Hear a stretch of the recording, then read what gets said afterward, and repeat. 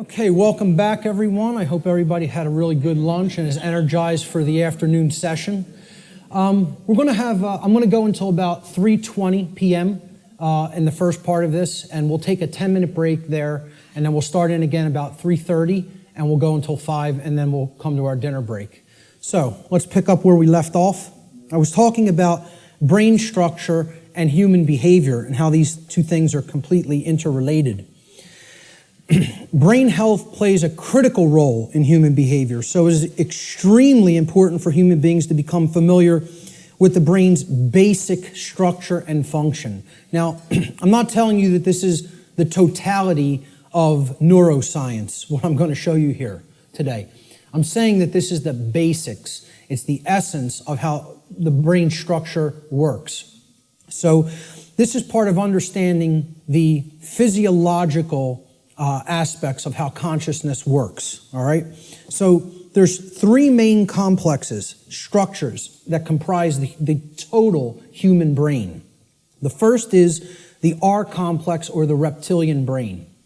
So this part of the brain facilitates basic survival functions. It's the part of the brain that goes to work and becomes active when we're in what's called fight or flight mode, okay? When survival is at stake. It also controls basic motor functions and respiration, okay? The second part of the brain is above the R complex. This is called the limbic system. It's also known as the mammal brain, the mammalian brain.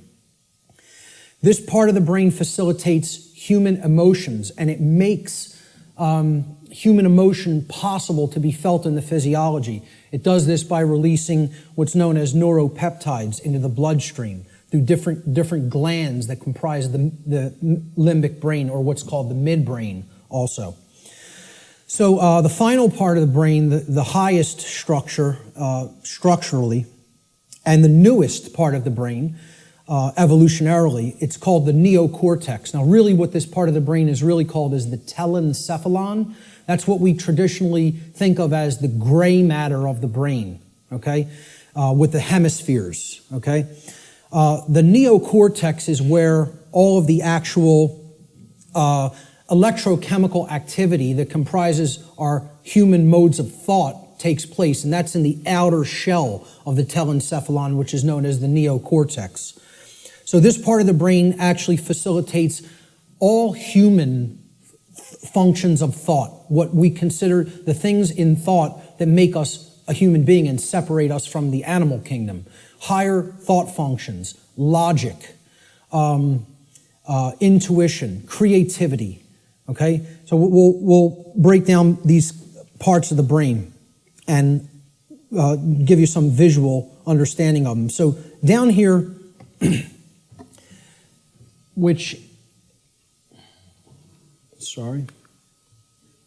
down here is the reptilian brain.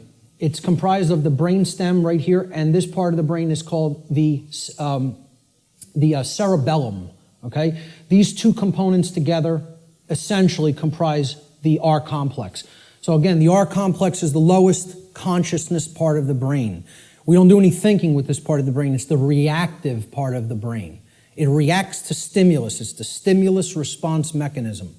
Now, up here in this middle part of the brain, these are all the different glands like the hypothalamus, the thalamus, the pituitary and pineal glands, etc., that comprise the midbrain or the limbic system. All human emotions are facilitated, are made possible by this part of the brain, okay? So this part of the brain, if it wasn't working properly, you would not be able to experience a normal range of human emotions. This is part of what psychopathy is.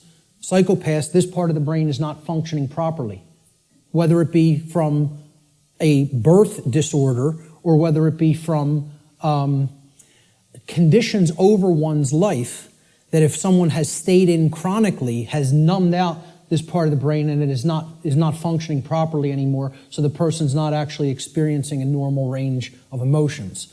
This part of the brain, which again is the telencephalon, this gray matter part with all of the grooves, etc., that's the neocortex. The neocortex is the outer casing, basically, of the telencephalon, the higher brain. It's the human brain, okay? Neo means new, so it's the newest part of the brain structure as far as evolutionary development of the human being goes. So this part of the brain facilitates all higher order thinking. Now, what you have to understand about the telencephalon, or the hemispheres of the brain, is that they're first of all bilaterally symmetrical, and they generally control different functions of thought. Now, I'm not telling you it's 100%. Neuroscience is more complicated than that, okay? But in general, the left hemisphere of the brain is what governs logic, analytical thought, and scientific and mathematical thinking, and also linear thought processes, okay? Physical world tasks and details, being able to break things down and analyze them, all right? So this is taking things apart, breaking them down into smaller components, and analyzing the pieces. That's what the left brain does. You could look at it as a series processor. Okay, it has to go into this part first, then here, and then we could spit out the output. A linear process, like a series processor. Okay, the right side of the brain, the right hemisphere, governs or generally facilitates and makes possible human creativity, our emotional makeup, okay, all the emotional dynamics of the human being, holistic thought, being able to see the big picture thinking, pattern recognition, and then things like compassion, nurturing, care, okay, ethics to a large extent. And I would say ethical thinking comes from a balance between the two, as we're going to get into. Now, if this left part of the brain here becomes chronically dominant, the masculine part of the brain. And again, I'm putting these symbols here. This is an ancient archetypal symbol called the blade. It's a simple upward pointing triangle. And this downward pointing triangle is another ancient archetypal symbol that was referred to in the ancient world as the chalice, the cup, etc. Okay? And this was a rudimentary phallic symbol, and this was a rudimentary womb symbol, representing the male and the female, or the masculine and feminine, more accurately, components of the consciousness. The idea is to keep a balance between these two.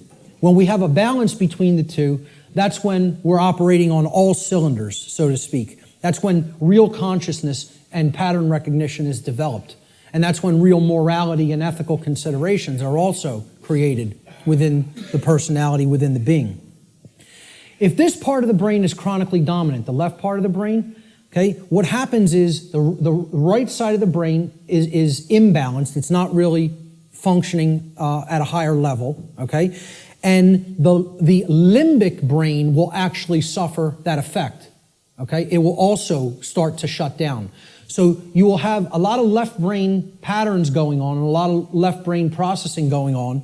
But if that's all that's happening and we're not using this part of the brain equally, the R complex of the brain is what essential executive functions are going to be routed to. We're going to be living from the R complex in a kind of stimulus response only mode instead of living from a holistic brain balanced mode, which is when we're in that balanced state, the neocortex, which governs higher order thinking and makes higher order thinking and ethical thinking possible, is what rules the personality. Okay? Now, conversely, if the right side of the brain is chronically dominant, so let's put it this way. The left side of the brain being chronically dominant, you have the controller. That's the master mentality. The right side of the brain being chronically dominant, that's the slave mentality. That's the I won't stand up for myself and I'll just accept everything. The total new ager, in other words, okay? So this part of the brain, if it's chronically dominant, the opposite happens with the structures of the brain. The R complex will shut down. It will suffer, okay? It will not work properly, which the R complex is necessary. It makes you stand up for yourself when you're under attack. Again, it's the fight-flight response. In a dangerous situation, you've got to know whether you're going to fight whatever's attacking you or whether you're going to get out of dodge and run away. Okay? That's a survival mechanism that's necessary when there's danger. So when this part of the brain is chronically imbalanced, the R complex gets shut down, people freeze essentially, and they don't stand up for themselves and take action, what's happening is they're being ruled by their emotions. And again, the limbic brain governs all emotions, positive and negative. So that's compassion and that's fear. It's any possible human emotion. The midbrain is what's ultimately facilitating that emotion in the physiology. All right? So if this part of the brain is chronically dominant, the opposite happens. You go into slave think, you shut down, you freeze, you're ruled by the emotions, and you don't stand up for yourself. So, the neocortex of the brain has two hemispheres. The left brain largely facilitates logic and scientific thought, while the right brain hemisphere largely facilitates creativity and compassion. When both hemispheres are in balance, the neocortex acts in its proper role as the executive command center of the whole human brain. And that's when true intelligence is born. Now, true intelligence is a concept that I think more people really have to understand. People have equated intelligence with intellect, especially in the Western society. All right? Intellect is not intelligence. Let me say that again. Intellect is not intelligence. Intelligence comprises more than intellect. Intellect is left brain understanding. True intelligence is holistic understanding, with the right brain included in the process, the nurturing, compassionate, creative, and intuitive sides of the consciousness together with the intellectual aspect of the consciousness. And you could see this in the word. Intelligence, right? Intella is where intellect comes from, okay? And gens, G-E-N-C-E, comes from the Latin verb generare. Generare means to generate or to create.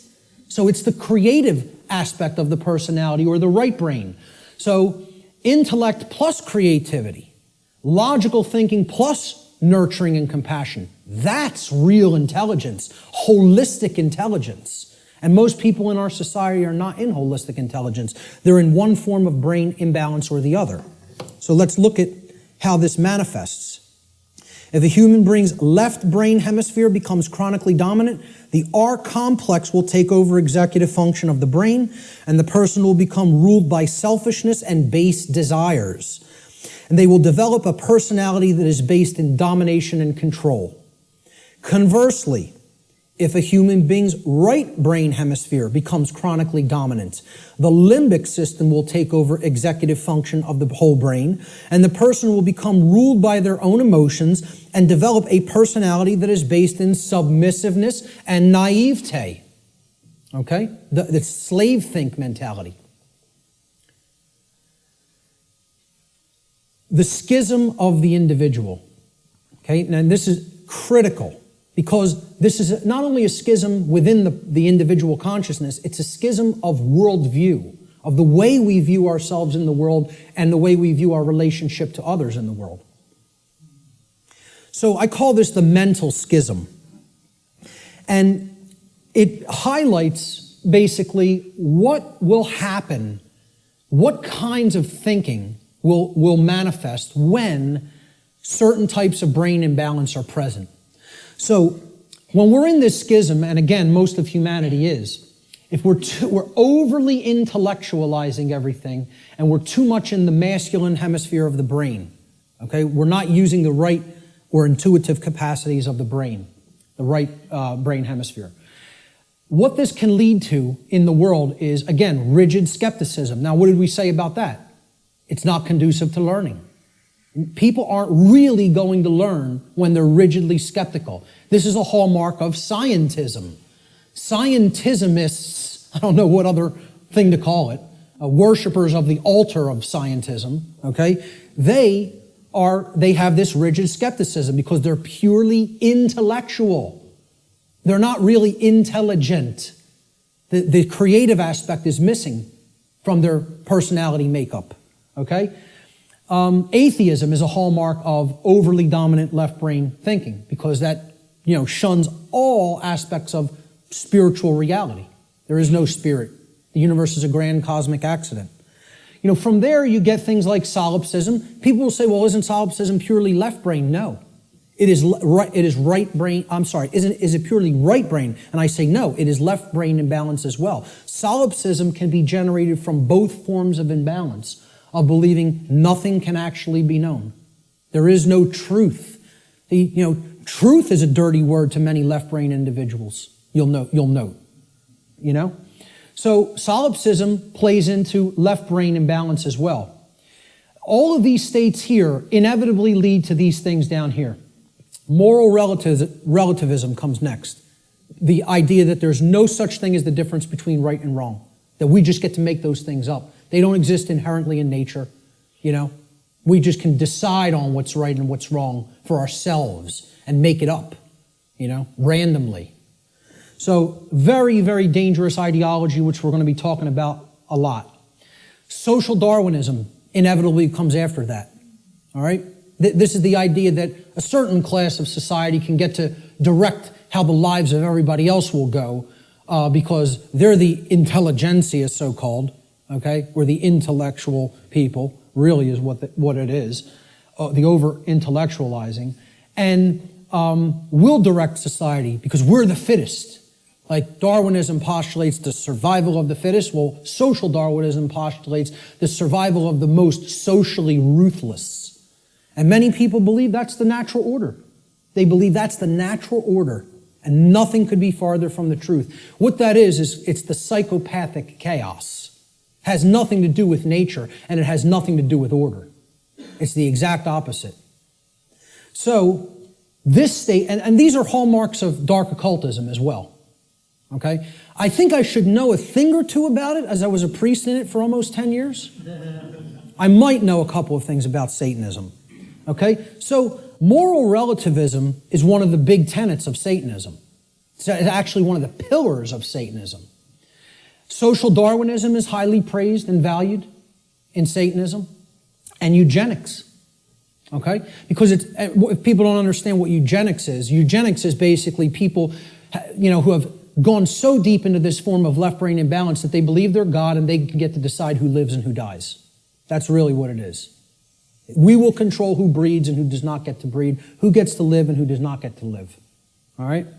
That's essentially eugenics in a nutshell. And again, these are all authoritarianism, forms of authoritarianism. Okay? And it's the idea that man is the author.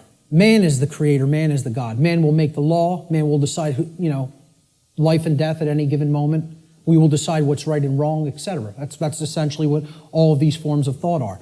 Extreme left-brained imbalance. And I was there. I was in this state in my life.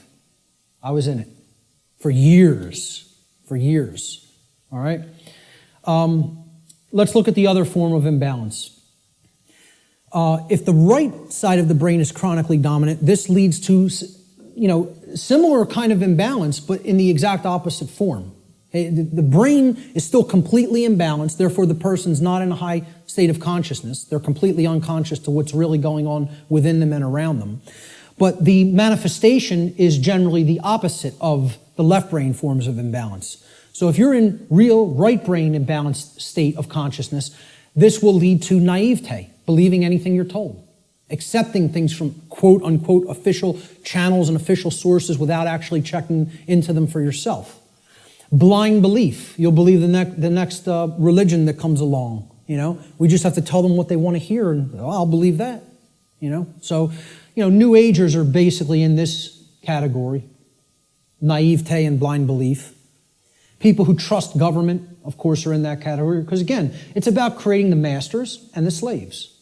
That's what brain imbalance is for, and that's why the controllers want to propagate this imbalance and keep it in place.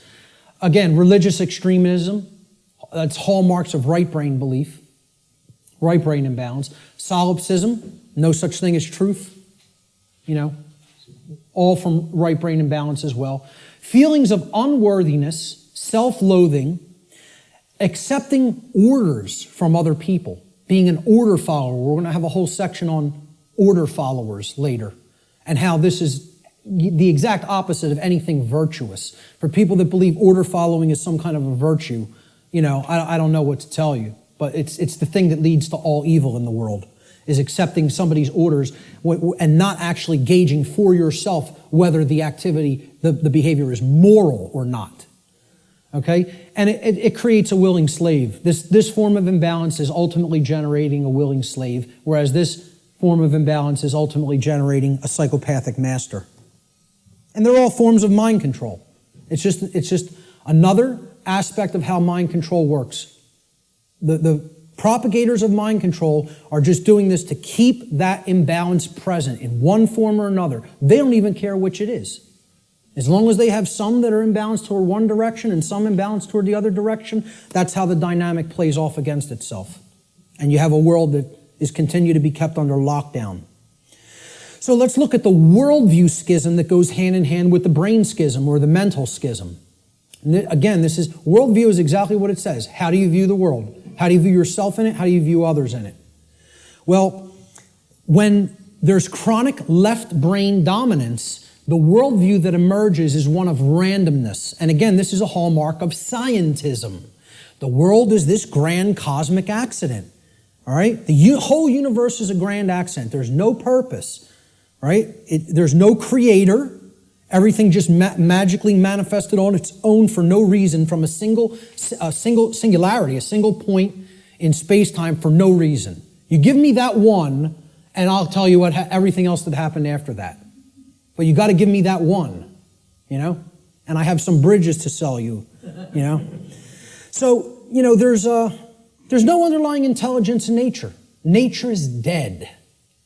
That's what this worldview is about. Nature is dead. It's a dead thing. It's a mechanized machine that is there for no reason. Okay? There's no such thing as the spirit at all. No such thing as spiritual dimension. No such thing as natural law, certainly. Because for one to accept natural law, well, where does it come from? I ask people whether they accept that natural law exists or that, there's actual objective truth and morality, and 2/3 of people don't accept it. They don't believe that it exists. They don't think there is objective reality and objective truth and objective morality. They think it's all relative and we get to make it up. I've actually done a psychological, small psychological profiling or study, just asking people this question at random and collecting results and analyzing them. We're at about 2/3 of people who are moral relativists and believe that truth is relative also, that it's not objective. Okay? Now, you ask the same people, do you believe in karma? 88, almost 90% of people believe karma is real and it exists. So I'm like, I can't believe this. You're going to tell me that there's no such thing as a real difference between right and wrong. They're constructs in the human mind is what they think. Right? And simultaneously holding in their mind the idea that karma exists. Well, I asked them the question, what put karma in place then? You believe it exists. What force created it? What made it? What put it in place? And they have no answer for that. They intuitively believe karma exists, but can't answer where did it come from. Because that would involve a creator. And somebody in left brain imbalance can't acknowledge that. So, to a left brain imbalanced person, there's no such thing as spiritual or natural law. It doesn't exist. As a matter of fact, all of existence has no purpose other than to continue its existence. See, survival is the highest aspiration to a left brain imbalanced individual. Right and wrong have no bearing. There's no point in even discussing it.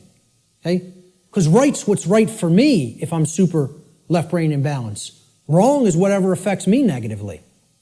Okay? It doesn't matter what's actually moral. Okay? It's all subjective to a left brain imbalanced individual. And to them, nothing has any purpose. Since it's all a grand cosmic accident, how could there be a purpose for existence? Without a creator, who's going to create the purpose for it? So it has no purpose other than to continue surviving. And again, that's right there is proof they're in the R complex, they're in the base brain. Survival is the highest goal. Survival is the only aspiration. Now, in Satanism, it's about as left brain imbalanced as it gets, folks. You know what their number one law is? Survival. Survival is the highest law. Okay, and we hear about this in Darwinism too. The ultimate purpose of the being is to continue to survive. And I would highly debate that. I would highly disagree with that. There are laws higher than survival. Okay? But in Satanism, they simply refer to it as self-preservation. And that means preservation of systems of belief as well. Systems that are serving the self, the egoic self. They must continue to survive. Self-preservation as the highest law. That's the number one tenet of Satanism. And it doesn't matter who you need to step on to do it. Who you need to step on to get one up on somebody else. This is extreme left-brain imbalance worldview. All of these characteristics in the randomness worldview are hallmarks of scientism, atheism, totalitarianism, and dark occultism. You could add to that list. You know, whether you refer to it as Satanism, dark Luciferianism, it doesn't make a difference. It's the hallmarks of the dark occult. On the other side, on the right brain imbalanced side of the worldview, there's another worldview called determinism. Okay, determinism is based in right brain imbalance and is defined by, in general, helplessness, religiosity, and the dismissal of free will. This worldview will eventually lead to a society of blind order followers and willing slaves who accept their conditions as their lot in life. So, hallmarks of deterministic worldview. God controls every event in creation. Nothing happens at random. There is no free will. So you can never throw anything a curveball through free will. Every event is preordained. Okay? And religionists believe in this. See, I like to say, my presentation is going to piss everybody off. And that's what it should do. Because if you're in one of these forms of belief systems, it represents one form of imbalance or another. So people who believe in government and science are in that left brain imbalance. They're going to get pissed off that I'm talking about that form of imbalance. And then the people who are in religion and the New Age movement, they're in that right form of imbalance, so they're going to get pissed off at that. Good. Let them all be pissed off. The truth will piss you off, and then it will set you free if you accept it. So, all occurrences are preordained. Free will is an illusion. No, you know who just said this in his latest book? Stephen Hawking, who you would think is the most left-brain person that you could think, worships at the altar of scientism, believes the universe is a grand accident, okay, and a mechanized machine, okay? It's like this comes full circle. It feeds off of each other like a feedback loop, these forms of imbalance. He went so far through left brain imbalance, he's so in the left brain, that he actually developed the hallmark of right brain imbalance, which is that there's no such thing as free will. No such thing. Since it's all a mechanized machine and there's no consciousness, there can actually be no choice. We are actually robots controlled by matter. Hawking believes this. He actually wrote this in his book. He said free will is as dead as God. Okay? And millions of people buy this moron's books, and I'll call him a moron right to his face. There's not a drop of intelligence in that man, and people think he's one of the most intelligent people in the world. You might be one of the most overly intellectual people in the world, but you have no wisdom at all. Zero, if that's how you think. And again, put him in front of me and I'll tell it to him to his face. Okay? Because these people actually believe he's smart. That person isn't smart. He's dumb. He's intellectual, but that doesn't make you intelligent. Okay? He has no part of the big picture. None. Just because you can theorize something and visualize it and calculate it mathematically does not make you an intelligent person. That means you're great at using the intellect. You're great at mathematics. You're great at linear and logical thinking. That does not make you wise. All right? So, to continue with the right-brained imbalanced worldview, since God controls everything in creation, nothing is possible to change. Human beings are powerless to create change. Everything is being made to be this way by God. This is what religionists and right-brain imbalanced people think. So, therefore, why take any action? Action is ultimately meaningless. A big hallmark of the New Age community, because it's a religion. The Course in Miracles. Oh, we just need to accept everything the way that it is, right, folks? Doesn't make a difference if evil is running amok in our midst. No, accept it all. Don't try to change a damn thing. Take no action, just observe. And see how far deeper that gets you into bondage. Because that's the best way to get real deeper into chains. Okay? So these are all hallmarks of religious extremism and what I call simply slave think. Because that's what it is. Let's not euphemize anything. Let's call them what it really is. This is master think, that's slave think. And if you want a world that continues to propagate slavery, you'll stay in one of those forms of brain imbalance. And this right brain imbalance, in addition to religious extremism and slave think, is the hallmark of the New Age movement and their followers, their religious followers. Now, there's a balance that is struck between these, okay? And that's what everything really is ultimately about, creating a balance. Because there are components to these two worldviews that if they come together, it shows us what the truth is. And here it is right in the middle here. There is a deterministic component to reality. And there is a random component to reality, existing in cooperation with each other, in conjunction with each other. The deterministic component is what I'm talking about here today and referring to under the banner of natural law. That is determined. It is law. It is set. You're not changing it. It works that way flawlessly 100% of the time. That's determined. Natural law is determined. Okay? It's the deterministic component to reality. Then there is a randomness component to reality that works continuously in conjunction with natural law. And this is a little thing called free will. Our ability to choose our behaviors, to do certain things and to not choose to do certain things. And we have it. Every individual has it, no matter what position, no matter what situation they're in. I don't care what institution you're in. I don't care who you've listened to up to this point. I don't care what background you come from. I don't care what economic class you come from. Every single solitary being that is capable of thinking at all is gifted with free will. You have free will to choose your behaviors, and so does every other human being. Everyone. Okay? It's a gift of creation itself. Okay, we can choose what we will do and not do. Nobody can actually make anybody do something like a robot. Oh, believe me, there's people who are trying, like Art talked about, Jose Delgado, was searching for means to electronically, directly control through chip implants and stimulus through chip implants in the brain, human behavior, like a robot, to put a technology into the brain to control the behavior of the individual. And that went on right here. This is where that took place, folks, right on Yale's campus, okay? Read some of his stuff. You want to be disturbed? You think what I'm telling you is somewhat disturbing. Read some of Delgado's material. He was telling people, we're going to show you that free will doesn't exist. We're going to show you there's no such thing as rights, that we make up what rights are. The ruling class makes up what a right and a wrong is. We tell you what it is, and you have no choice. And he was telling you, we're going to show you you have no rights, that you're our slaves. Yeah, read some of his material.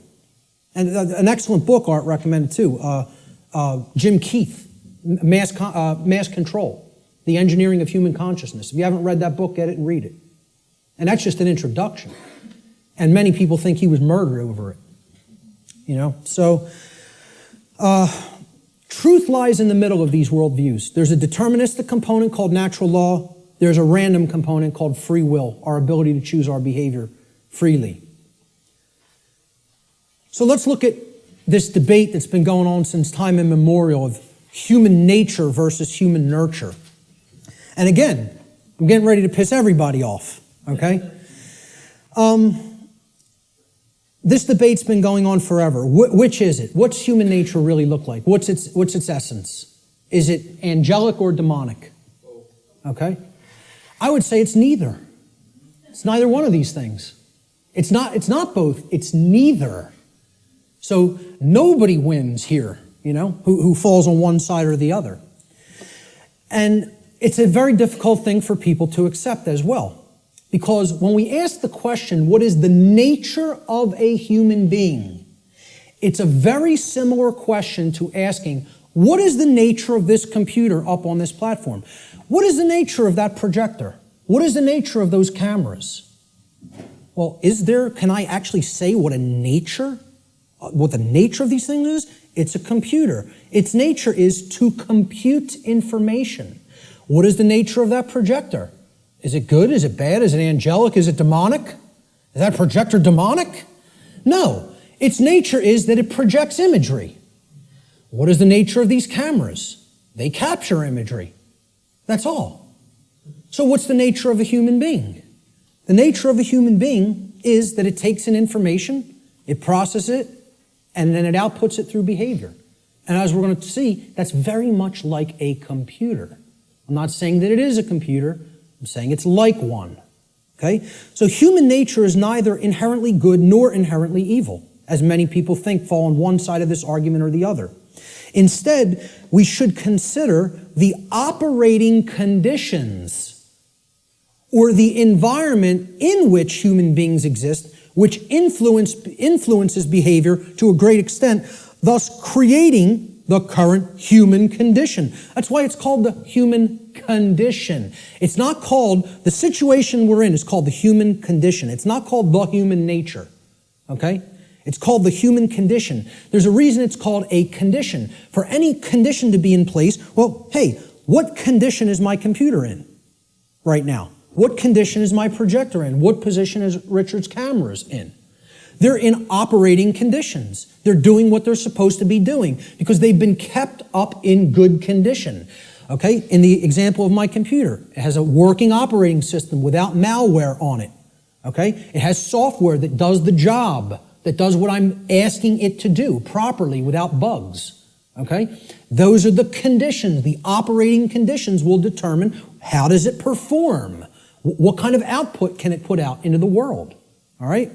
So, again, what I'm saying here is that human beings are like computers. Not that they are computers. Let me just state that emphatically. We're not computers. We're like computers. Okay? We are programmable. That's the nature of a human being. How many people have ever heard anybody say that the nature of a human being is that a human being is programmable? To my knowledge, I'm the only person or researcher that is calling that human nature. Our nature is that we can be programmed. And there's another thing, that's another thing people don't want to hear. They don't want to hear this because they liken it to a mechanized machine. And I'm not saying, again, to emphasize, I'm not saying we are computers. I'm saying we're like them in the ways that we can be programmed. So what gets put into a person through the environment, which is called the culture, all right, and becomes their programming, determines what they will output onto the screen, which is called human life. And that will create the human condition in the aggregate as more and more people operate that way. All right, so let's look at how this works.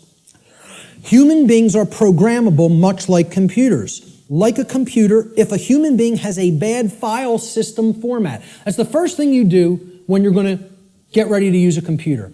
You have to format the drive. How many people here are somewhat techie? Not many. Okay, about a quarter to a third. All right, so some people will know what I'm talking about here. For the others, excuse the jargon for a moment. All right, I'll explain what it is. A file system format is you got to format the hard drive so you can prepare it for a specific operating system, which is basically the task controllers. It's going to control what happens on the computer, how programs get launched, how memory is used, etc. in a nutshell. All right, I do this for a living, so I know all the technical stuff. So I'll try to keep it simple. So if the human being has a bad file system format, right? This is akin to the operating conditions during a child's formative years, the first 6 years of their life, essentially.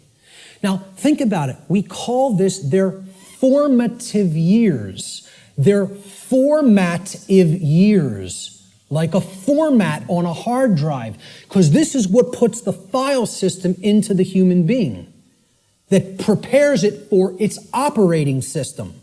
Okay? So, largely, what programs the child at this stage is the parents, and what they will see in their immediate environment and home and during their very early years in, quote, schooling. All right? Now, if, like a computer, if a human being also has a bad operating system, now this is like Mac OS, Windows, Linux, etc., Android, iOS, these are operating systems. Again, they are basically providing a platform that other programs will run in, and they're providing a graphical user interface. This is your culture. The operating system is the culture in which the programs run. Okay? So let's say if you have a bad operating system, meaning you're already surrounded in a bad environment, in a bad culture, right? That's also going to negatively impact the output. And then they have bad software programs. Now, these are the programs that you run. Now, if I didn't have a good presentation piece of software, my presentation might come out sloppy. It might crash in the middle of it. It might not display the graphics or the text properly. Okay? So you got to make sure you're working with good, reliable software as well. Now, what the software is the belief systems, what the person has taken into the mind and is processed and made part of themselves. And now, if all of those things are bad, we have three bad components. The format is bad, the file system format, which is the formative years of the child. Okay? The culture is bad, meaning they're already growing up in a bad culture or in a culture that condones moral relativism, etc., and doesn't understand natural law. And the software programs that have been input into the child are bad, meaning their belief systems. Okay?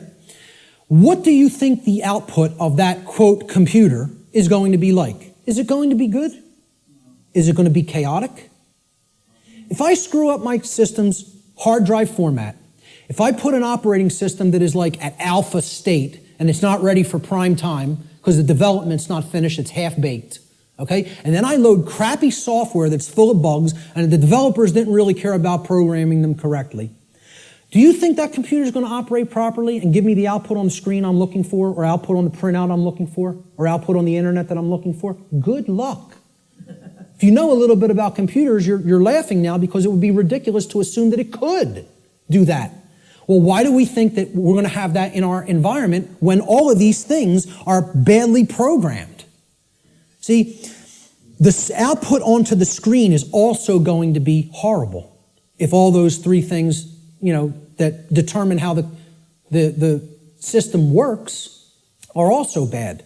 So it will contribute to deteriorating conditions on a mass scale. Like a computer, the behavior of a human being largely depends upon its programming. And its programming is the quality of the information that is being input into it. The quality of the information it's taking in. The quality of the information it's taking in is going to determine the quality of the information it's outputting, like any other computer. So if garbage goes in, surprise, garbage is going to come out. If good information goes in, quality will come out. And the output will be as one wants it to be.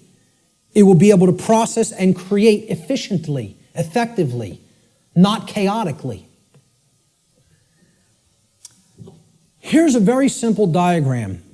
Again, if people understand it, they really get how natural law functions. And again, it's very unpopular.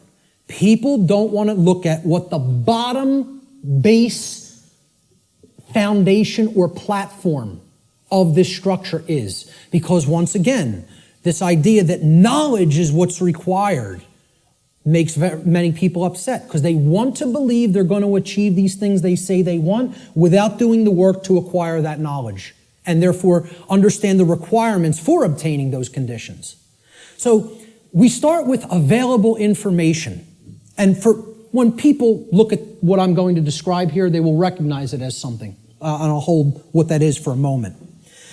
Available information is what you're starting with. This constitutes potential knowledge. And it can become knowledge if it's taken in, if it's amassed, if it's aggregated. Okay? It can be gathered, it can be processed, it can be understood, and then it can be acted upon.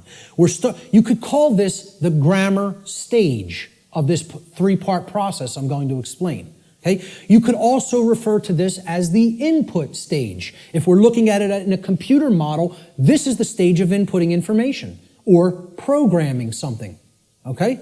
Now the next step that's built upon this is once you've taken information in, necessary information, you then come to a position of understanding it. You know what it means, you recognize the patterns. All right? So this is the second step in this process. Now, your understanding or lack of understanding, okay, now in the first stage, your knowledge or lack of knowledge is going to lead to understanding or lack of understanding.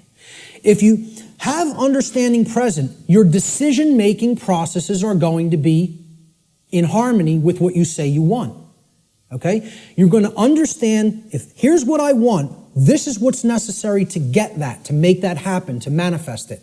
That's understanding. It's a decision-making process that happens within the mind.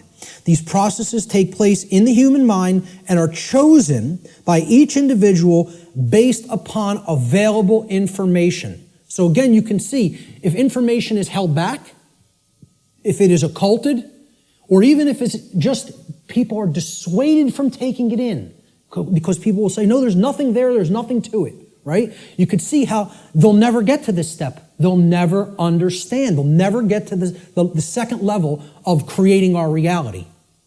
All right? Effectively, efficiently. The third stage to this process is what you do with what you have come to understand, to know and understand. So this is the action stage. Okay? Each individual's behavior, the behaviors that they choose through their own free will, is based upon the quality of their decision-making processes that are happening within the human mind. Okay? That process, as we've already seen, is in return based upon the quality of available information. So this is behavior. See, people don't think of wisdom as behavior. They don't think of wisdom as action. They think of it as something that you just know. No, wrong. Wisdom is not knowledge or understanding. Wisdom is action. Let me say this again. Wisdom is action. It is knowledge and understanding that has been applied.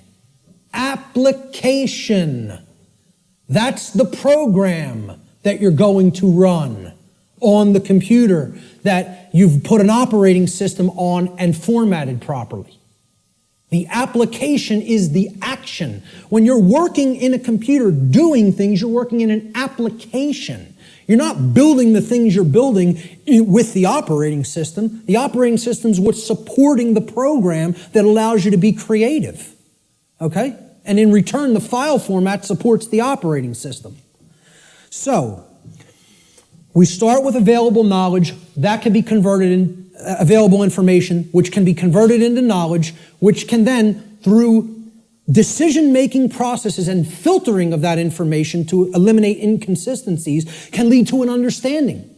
In continuation, the understanding can then lead through our free will decision-making processes to be converted into behavior, into action in the world. That, when it's done properly, it's wisdom.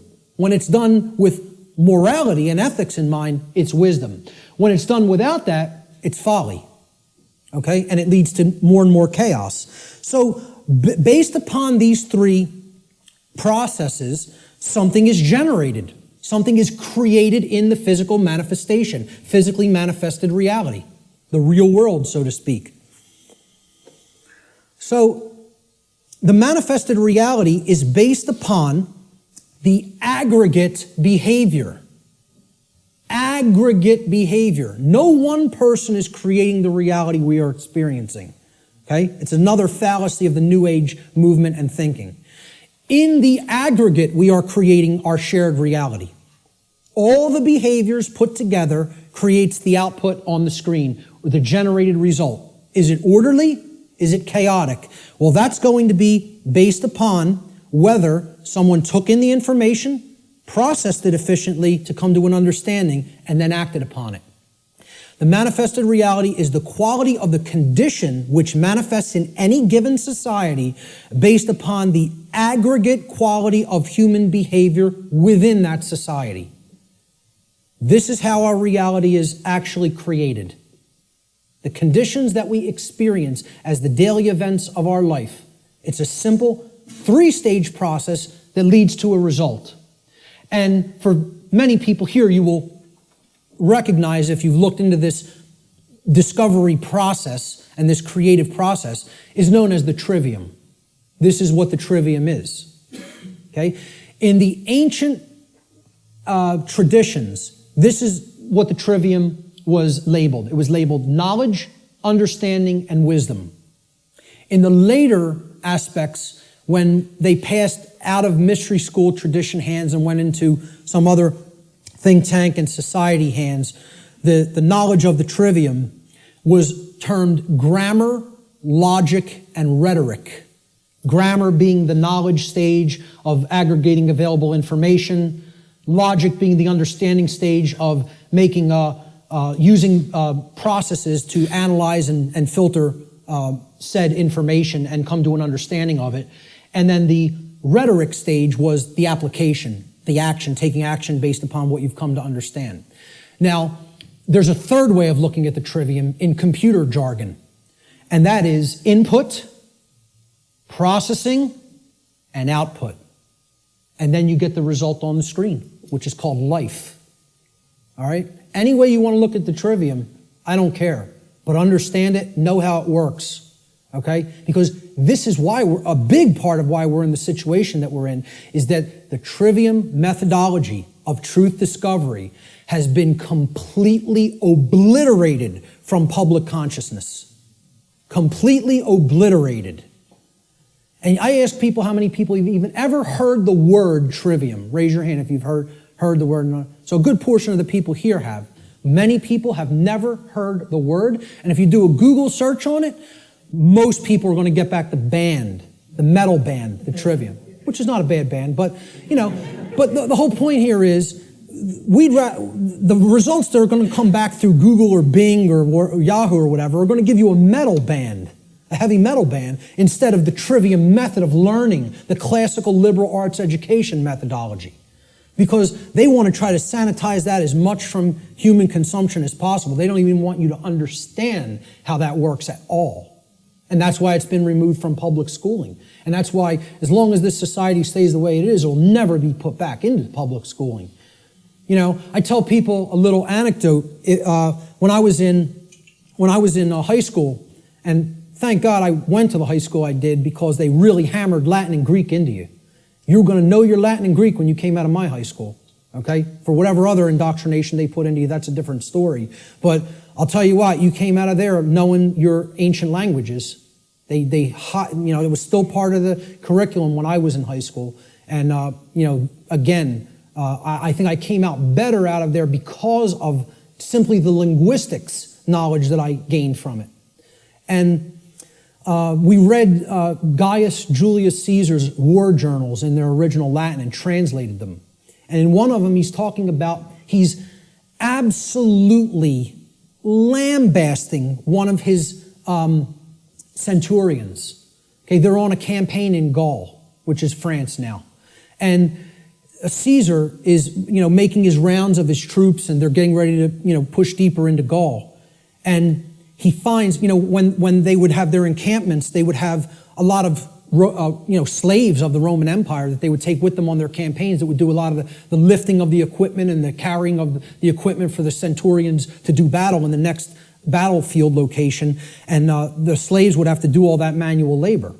And Caesar says to one of his centurions, he's passing by their encampment, and he sees one of the actual centurion leaders teaching one of the slaves the trivium method.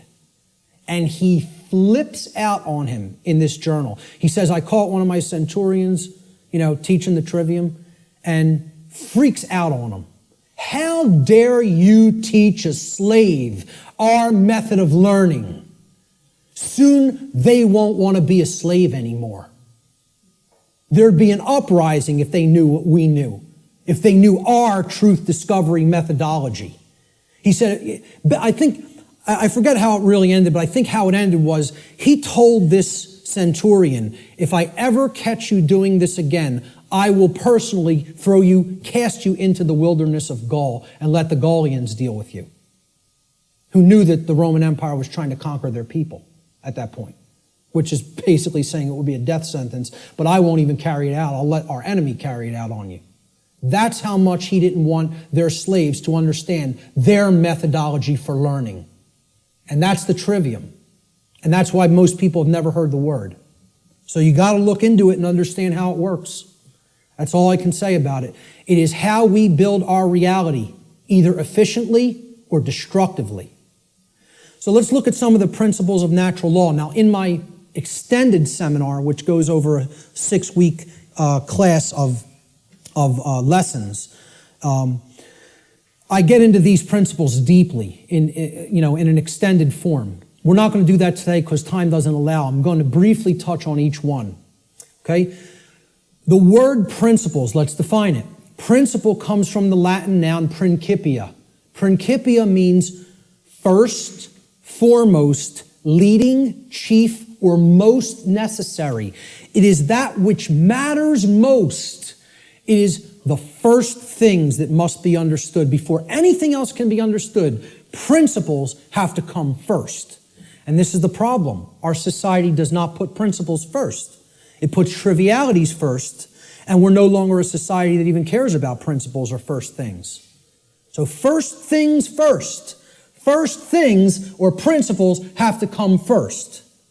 So let's look at what the principles that underlie natural law. These are the things that are most important.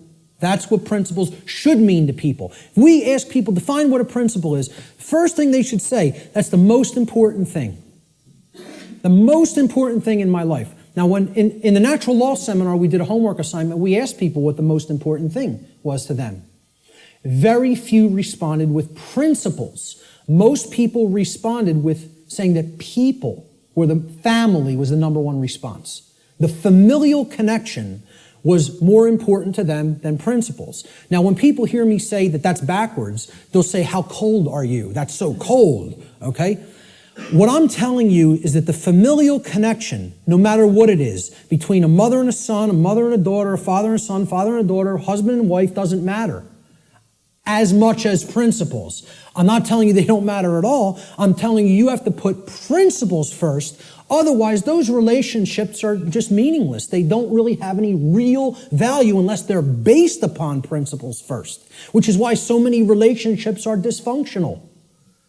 Principles have to come first before you can even build a solid relationship with another human being. So, let's look at what some of the principles of how natural laws work first before we can actually find out what the expressions of these laws are in our lives, which will be the next section. These are what I call the general principles of natural law. Natural law is expressed through 7 basic underlying principles, plus what I have referred to as an 8th or hidden principle, which you hear very few other researchers, even people who are studying this from the occult perspective, who are studying this from the consequentialism perspective, you very hear them incorporate the 8th and all-encompassing principle, which I'll get to last here. This 8th principle, which I call the lost principle, binds all the other 7 principles together. All right? These principles together constitute a master key through which universal wisdom, including the knowledge of the requirements to obtaining what we desire, is then unveiled or de-occulted. When people ask me, well, what do you consider yourself in your performance of presenting what you present? I tell them, I consider myself a de-occultist. I'm no longer an occultist. I'm a de-occultist. I'm attempting to take this information out of hiding. It's been hidden. The hiding of it is destroying the fabric of our society and putting us into bondage. It needs to come out and be non-hidden. It needs to be unveiled and shared widely and freely with anybody who's capable of accepting it and comprehending it now. Because we're not in a position where we could wait longer. We're at the precipice. Okay? There is a moral obligation to bring this information to the public now. Okay? So, I consider myself a de-occultist. One who takes things out of hiding and presents them openly. These are the 7 general principles of natural law. Many people who have studied some variants of occultism may recognize these as what are known as the Hermetic principles. Hermetic essentially comes from Hermes. Hermes Trismegistus, the thrice great one, as he was referred to in the ancient Greek mystery traditions. Okay? He was considered a messenger of the gods. He brought the wisdom of the gods down to humanity. Okay? In the ancient Egyptian and Cometian traditions, he was the scribe of the gods known as Thoth. All right? He has other incarnations as well. But the Hermetic tradition is named such because it's hermetically sealed, like natural law is. Natural law is hermetically sealed. It is binding principles that are immutable. They are laws that are in operation that cannot be changed. Hence, they are hermetically sealed.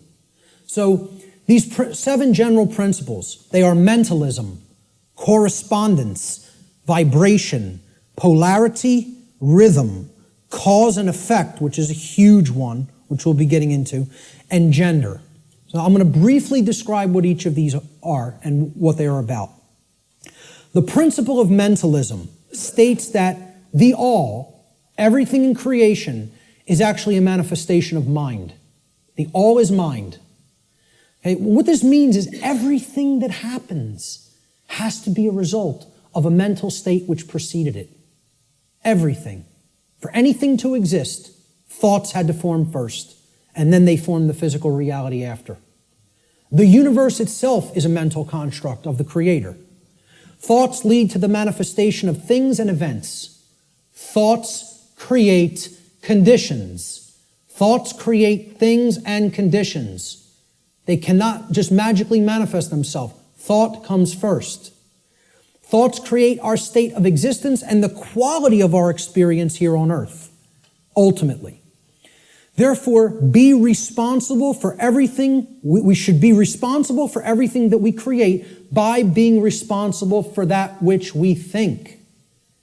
Because the thought processes are what are driving the behaviors. People behave the way they do because they have certain belief systems embedded in the mind and running like a program. Their thoughts and their emotions are driving their actions. So the behavior is not magically suddenly going to just change. The thoughts and emotions have to change because they're the driving force behind the behavior. That's when reality will change. See, people don't want to hear that, once again. They don't want to hear, if you want to change reality, you, yourself, have to change the way you think. Because the way you think is not conducive to the requirements for getting what you say you want. They're doing the exact opposite of that in many cases. So that's the principle of mentalism. The principle of correspondence states that that which is above is similar or like to that which is below. So what this means is that which is below, and that which is below is like to that which is above. It's a mirror, okay? The above is like the below is like the above, all right? The above, in this case, is the macrocosm, okay? The laws of the very large things, okay? The laws that govern the creation which we consider is seemingly outside of ourselves. We know at the deepest level that it's not, that we're one with it, but we perceive this as out here, the laws that govern the large aspects of things. So the macrocosm, or the very large, the totality of everything, and the microcosm, which is the very small, or the individuated units that comprise the whole in their aggregate, okay? They are reflections of each other. They cannot be separated from each other. As one goes, the other goes. The universe is actually a holographic system, okay? It's a hologram is an image, okay? You pass a laser through it, and it then projects a 3D image, okay? It's like a flat image, and it projects a three-dimensional image. But aspect, why they call it a holo, like holistic, hologram, holistic image, is if you break a hologram into multiple components by cutting it. So if I take a hologram and I cut it in 4 pieces, you don't have a quarter of the image on one part of the hologram and a quarter on the other and a quarter on the third and a quarter on the fourth. You have 4 whole images that only lose their resolution by a quarter. Okay? So everything is contained in all the smaller parts. Okay? That's like the reality that we're living in. Our universe is a holographic one. So the universe is inside the individual. And the entire universe is like an individual. They're reflections of each other. To know the workings of the individual will help lead us to an understanding of the macrocosmic laws. Similarly, to learn the macrocosmic laws will help us to learn the way that consciousness within the individual functions. These two things cannot be separated from each other. And once again, as I said near the beginning, that's what occulted knowledge is. The knowledge of the occult is how the microcosmic world works, which is the individuated consciousness, and how the macrocosmic world works, which is natural law. So the other part of the principle of correspondence is that our reality is also fractal in nature. Now, if you studied fractals, these are self-similar mathematical generated patterns. Okay? We see this through things like Fibonacci sequence in mathematics, and this is repeated endlessly throughout nature.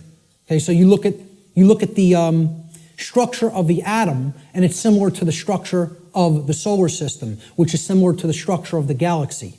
They work the same way. They look the same. You pull back enough, you'll keep seeing the same pattern repeat. Everybody ever see the movie that was done in, I think, the 1970s or 80s? It's a short, like 10-minute clip. It's called Powers of 10. Has anybody ever seen this? Yes. A couple people. Watch this movie, Powers of 10, and you'll understand what I'm talking about when I say that the universe is fractal in nature. Brilliant movie. It will blow your mind. Real short, 10 minutes long, something like 9 or 10 minutes long. They basically zoom up into the cosmos to show you how everything is self-similar. Then they zoom down into the cells of a human being and into the atoms that comprise the hand and cells of the hand, and show you how everything is similar there, all the way down to the atomic level, okay, and the subatomic level. So, the universe is both holographic, meaning that the whole is contained in the parts, and vice versa, and it is fractal or self-similar across all scales of its existence. That's the principle of correspondence. The principle of vibration simply states that there is no such thing as rest, as dead or non-motion, okay? Death, in that sense, is an illusion, because true death would be the cessation of all motion and energy. There is no such thing. It doesn't exist. You cannot go anywhere in creation where something is at complete rest, okay? And I joke around about this. Barb tells me funny stories when she comes home from work, and she's trying to, enlighten some of the other RNs that she works with. And she was trying to explain to one of the other nurses, that desk has atoms in it, and they're not at rest. They're like in crazy, chaotic motion, especially the electron clouds of the atom. And if you could look at it at a deep enough level, you would see it's like chaos going on, and it's all kinds of motion happening, seemingly at random. And the other nurse goes, "Barb, you're so crazy." What I say to that is, how could you have made it to nursing school and not ever have even considered the concept of the atom? Right. And it's amazing. She actually thinks the perceived stillness is actual stillness, and didn't comprehend. If you zoom into that with a powerful enough microscope, you're going to see all kinds of motion, and nothing's at rest. And she thought Barb was the weird one for trying to explain that to her. Okay, so there is no such thing as true rest. It doesn't exist. If something's in existence, it's in motion.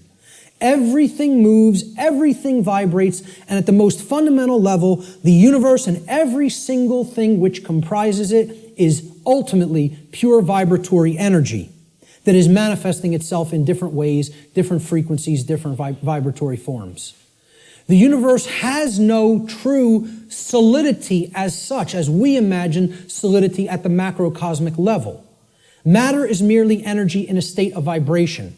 And what this is, if we truly understand this, and many sciences are now finally really understanding this and trying to propagate this knowledge out into the public, we will come to the understanding that this is a spiritual construct for experience to be gained, to have an experience and learn and grow in consciousness. That's what the purpose of this whole thing is for, you know? So nothing is truly solid, you know? It's again, like we say, we are spirit having a human experience. The whole universe is spiritual, having a experience in solidity. All right? That's how you have to look at the principle of vibration. The principle of polarity states that everything has a dual nature to it. There are polarities in everything that exists. Okay? Everything has poles. Everything has its pair of opposites.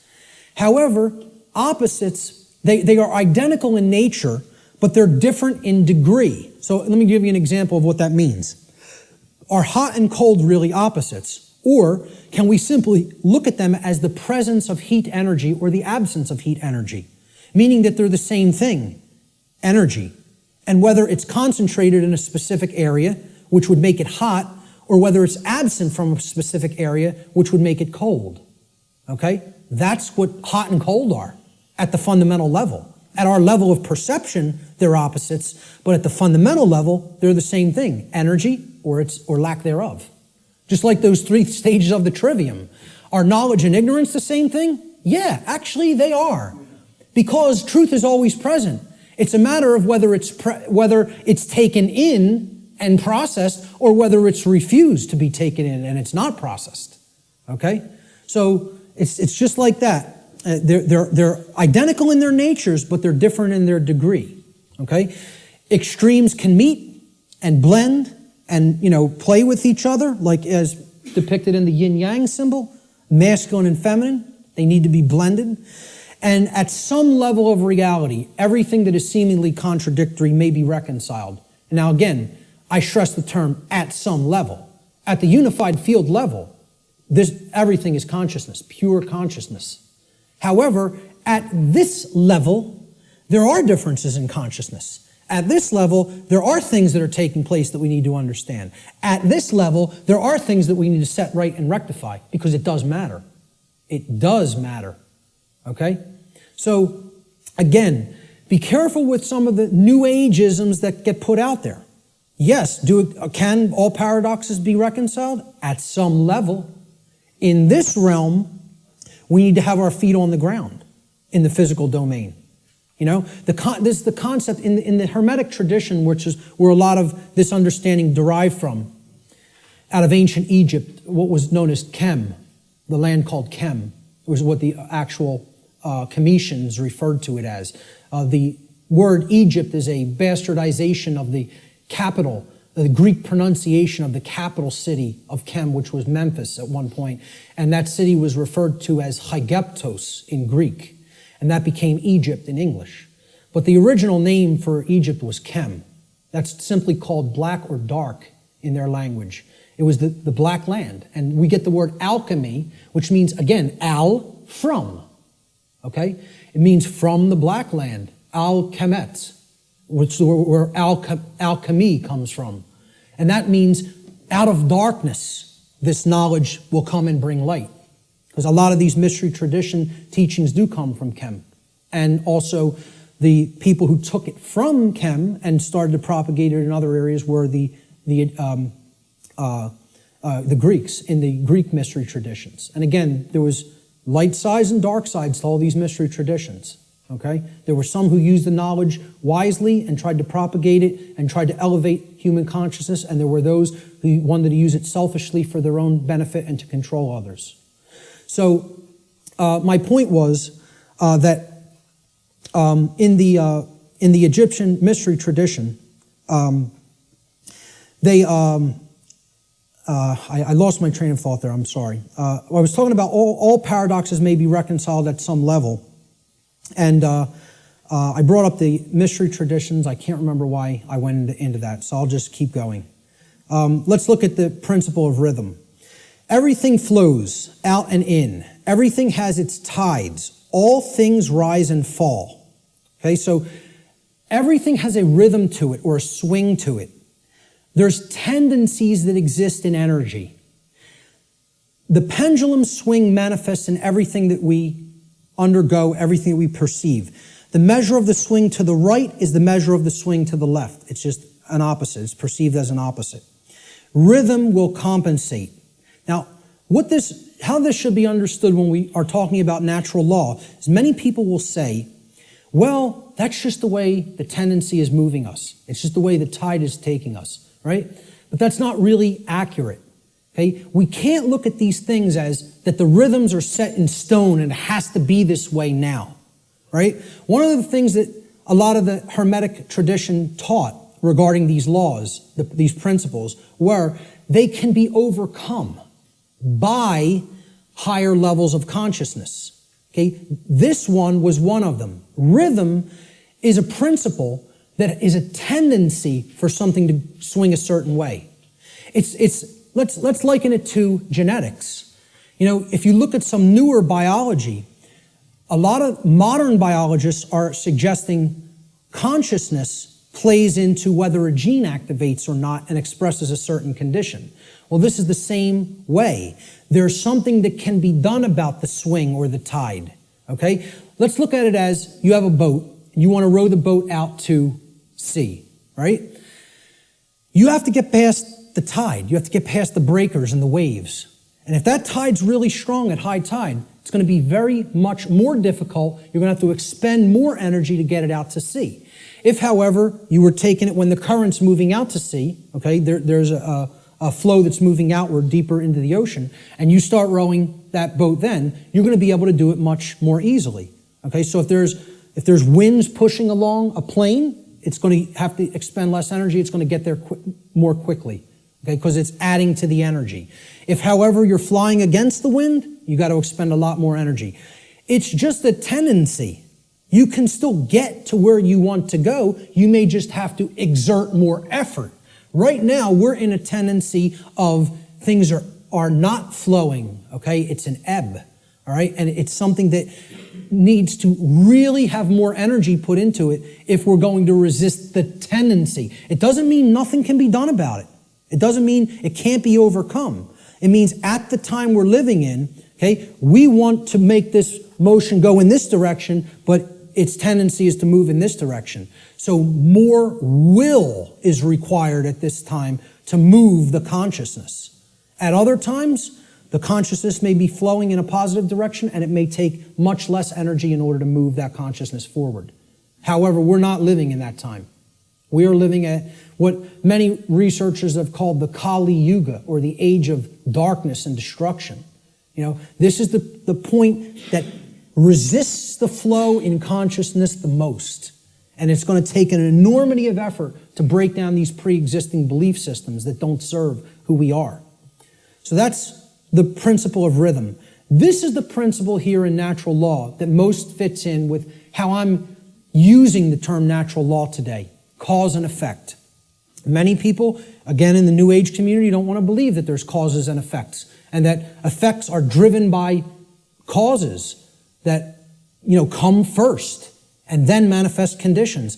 So the principle of cause and effect simply states that every cause has its effect and every effect has its cause.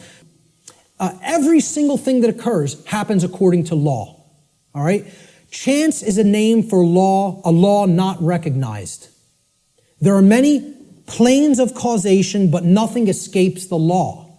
So again, is there free will? Yes, there is free will.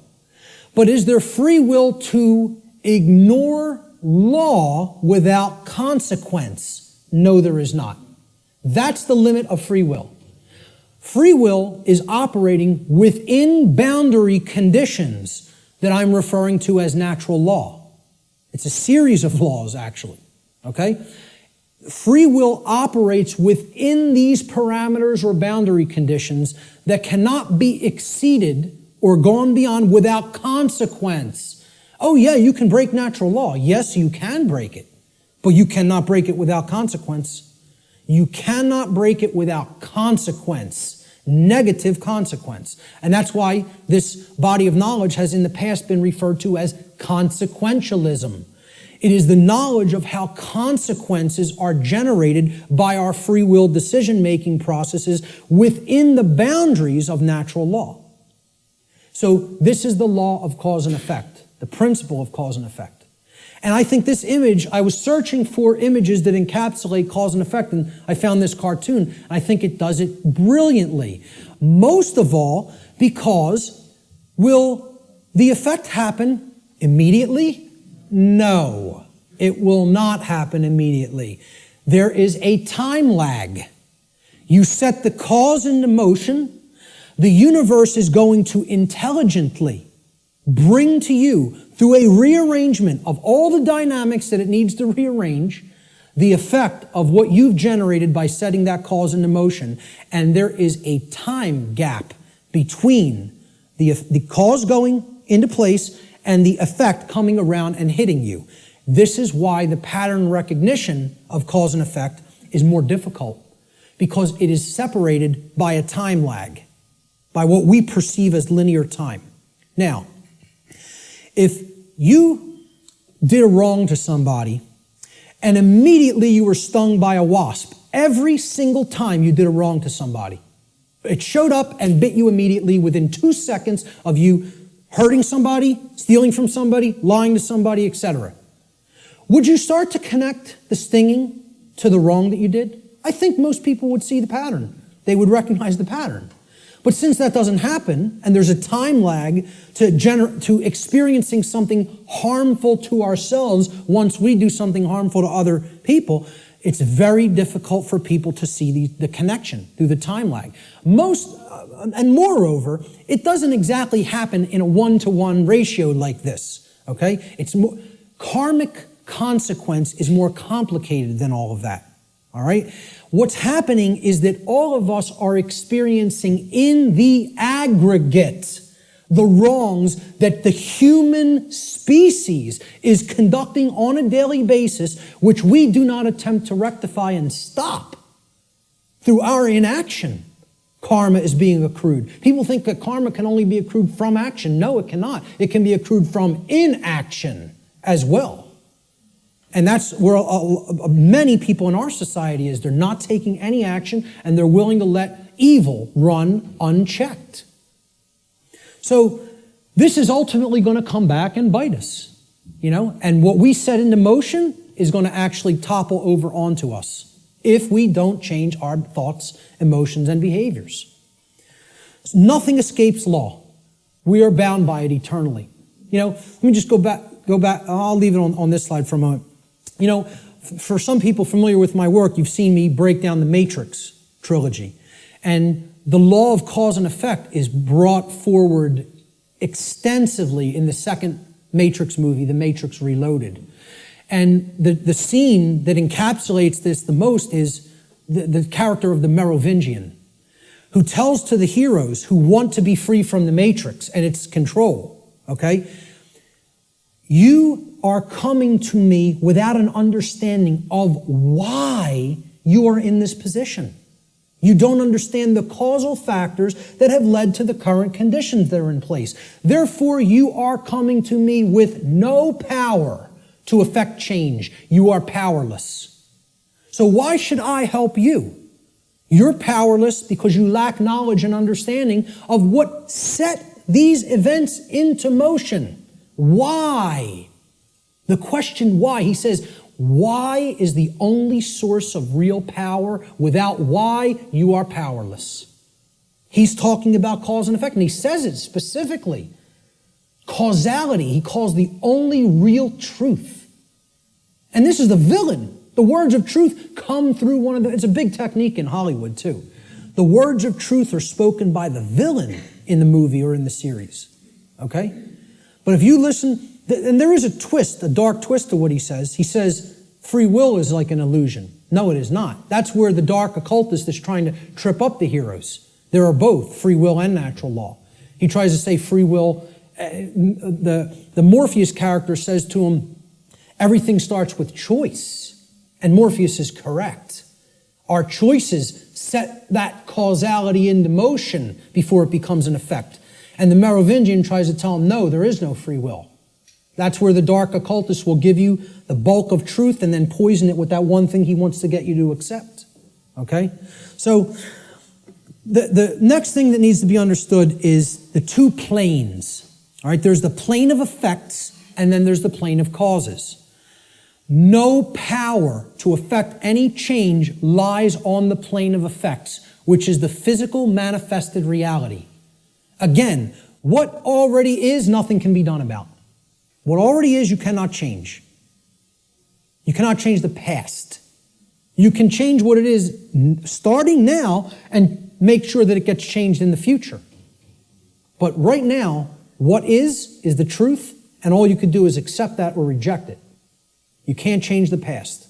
So the physical world that is manifested up to this point happened because of things that occurred in the past. The causes happened in the past. Nothing you can do about that right now. Okay? The plane of effects, or the physical world, is where manifested realities have already occurred, have already taken shape, have already formed, due to their underlying causal factors. The plane of effects constitutes that which has already occurred. As such, no power to effect change lies here, because that which has already occurred cannot unoccur. That which has occurred can't undo itself. It happened, it's already done. It has become that which is, or truth. Human consciousness seems to be trapped upon the plane of effects, meaning that humanity as a whole remains ignorant of the underlying causes which they themselves have set into motion and which lead to self-inflicted suffering in their lives. So if you're trapped at this level, what you're doing is you're looking at the symptoms, and you're stuck looking at the symptoms. Okay? This is everybody. Oh, there's a political solution to this. We need to vote in the right people. Oh, there's a financial solution to this. We just need to set the right monetary policy. No, there's a scientific solution to this. And technological advancements are going to be made that suddenly save ourselves and make the world any different. And they think all of this is going to be done while slavery is still in place. Well, again, good luck with that. And let me know how it works out. Okay? I speak at free energy related events. I work with the Tesla Science Foundation. I speak at MUFON-related events that talk about disclosure of extraterrestrial presence, okay? Both of these communities don't understand. The things that they say they want are impossible.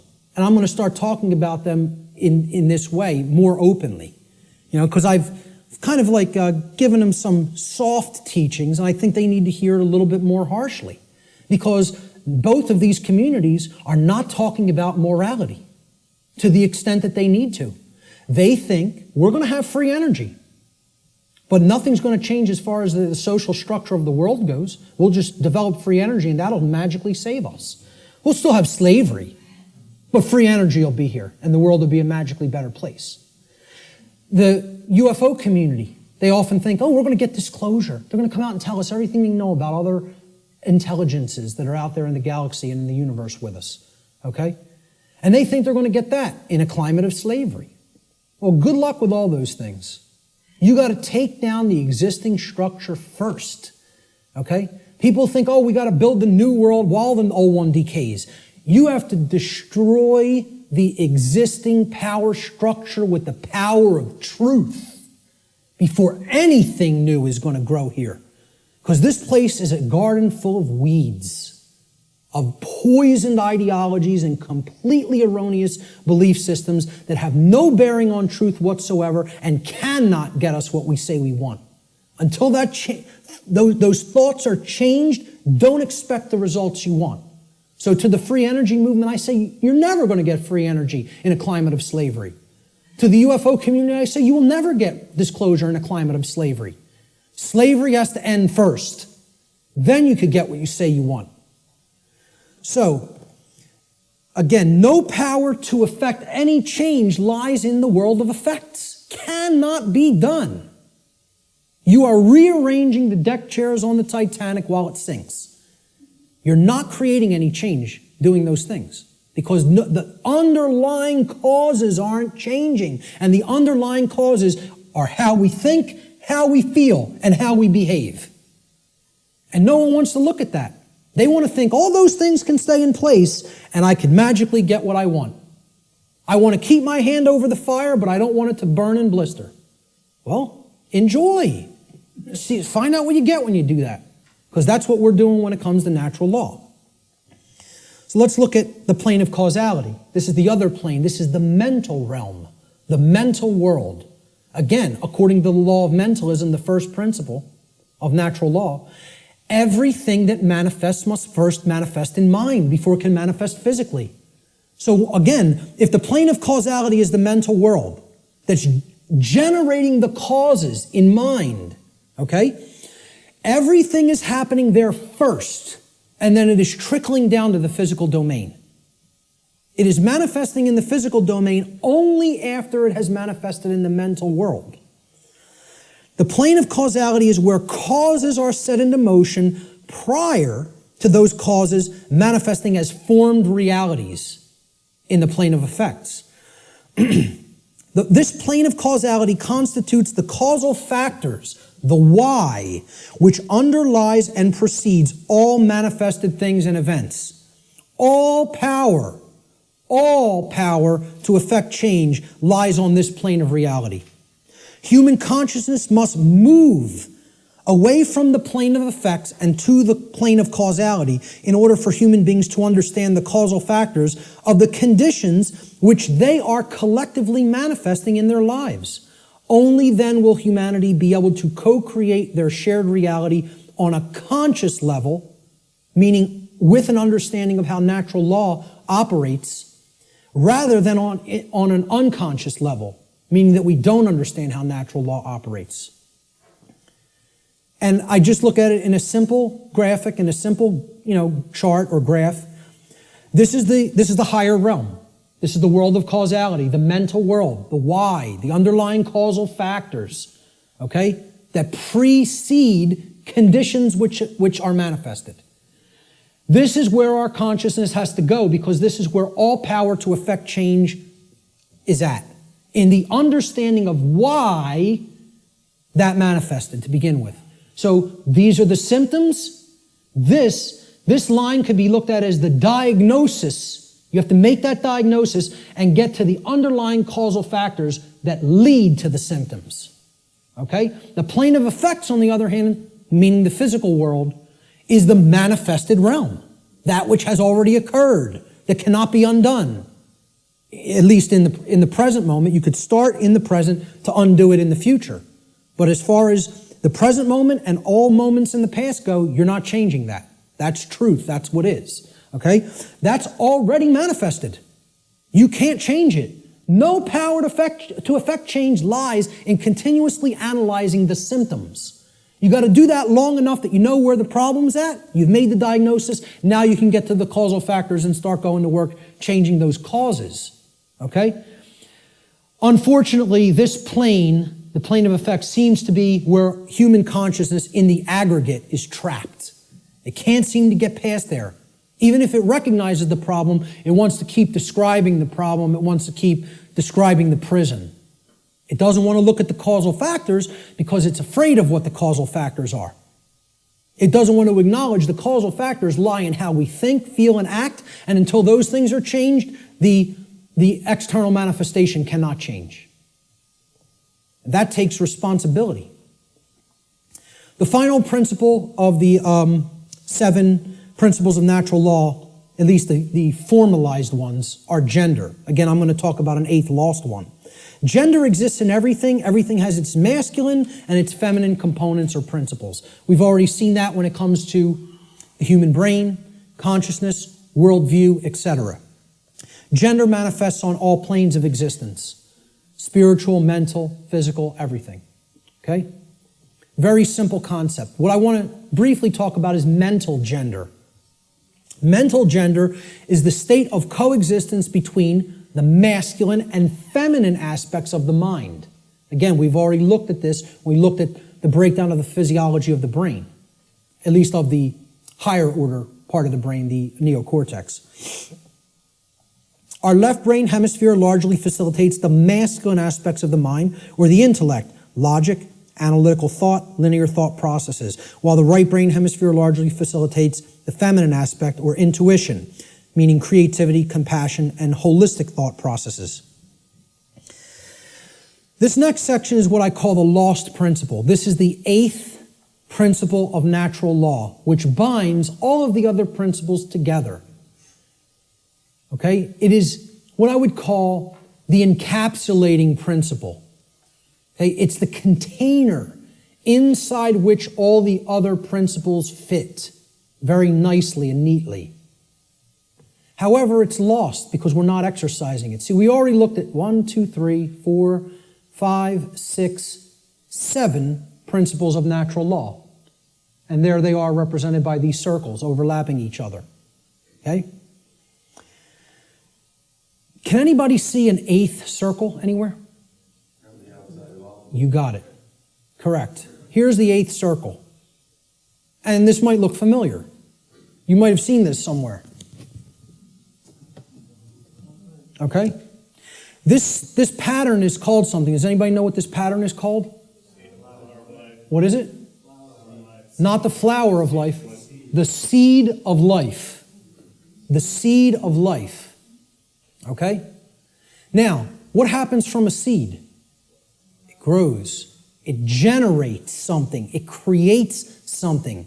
A seed has an outer casing, an outer shell. Okay?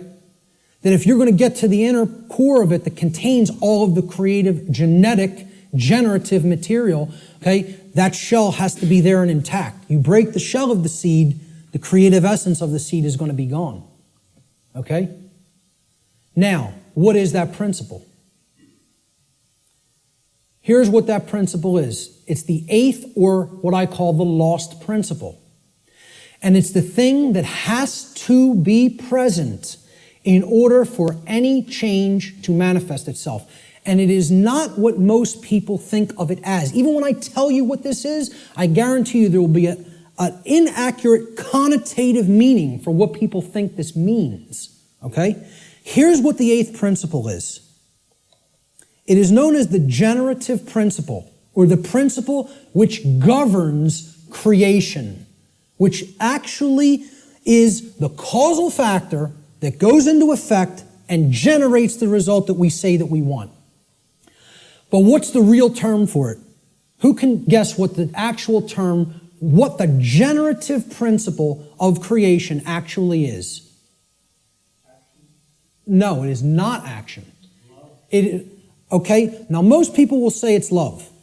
I want to distinguish it from the concept of love, even as I'm going to describe love in this presentation a little bit later on. Okay? What is it? Procreation. No? What? Somebody said it. But somebody said something else. No? Who? Care. There it is. Okay? The generative principle is care. Now, this is different than compassion. People say, why don't you use the word compassion? Because that's not what I'm talking about. It is a different concept than compassion, or even what I would describe as love. Care, and I mean care with a capital C, and here I didn't even put it with a capital C. I'm just putting it in all uppercase. All uppercase care. Distinguish this from care with a lowercase c. Okay? This means, what are you giving attention and helping to grow? What are you focusing upon? Because what focus you're focusing upon, that's what's ultimately getting generated, getting created, and growing. And this doesn't mean be ignorant of what's going on in the world and don't look at anything that's negative because you're going to feed that and give power to it. That's not what it means. Okay? That means, you know what you're feeding? In that instance, if you want to do that, you're feeding ignorance. And that's what's going to grow. It's the exact opposite that the New Agers want you to believe that it is. By ignoring the negative, you are ensuring that more of it occurs. You are fueling it by ignorance, ensuring that it grows and takes over. Okay? What care has to be looked at here as is, this is what you're giving your energy to. This is what you're focused upon. This is what you actually care enough about to do, to spend your time on, to put your attention on, to manifest in the world. That's what I'm talking about as care, okay? That's what generates our experience in the aggregate. Most people don't care about what's really happening. Therefore, it is an impossibility for us in the aggregate to change the direction of energy, to change the direction of consciousness, and ultimately to get what we say we want. That's how the real law of attraction works. All right? Here's how it actually operates. The lost principle is the dynamic of care. What we care about on a day-to-day basis acts as the driving force of our thoughts and actions. What did I say we need to develop? The heart, mind, guts. Right? Heart, mind, guts. In that order. Care comes first. You got to care enough to know, to develop the knowledge. Okay? Then you got to act on it and put it into practice. Apply it. So that's the order. Heart, mind, guts. Care, knowledge, action. Those are the steps, okay? And all three of those have to be in place. All three. That's what unity consciousness is. It's unifying thoughts, emotions, and actions. The three aspects of consciousness, such that there is no contradiction between them.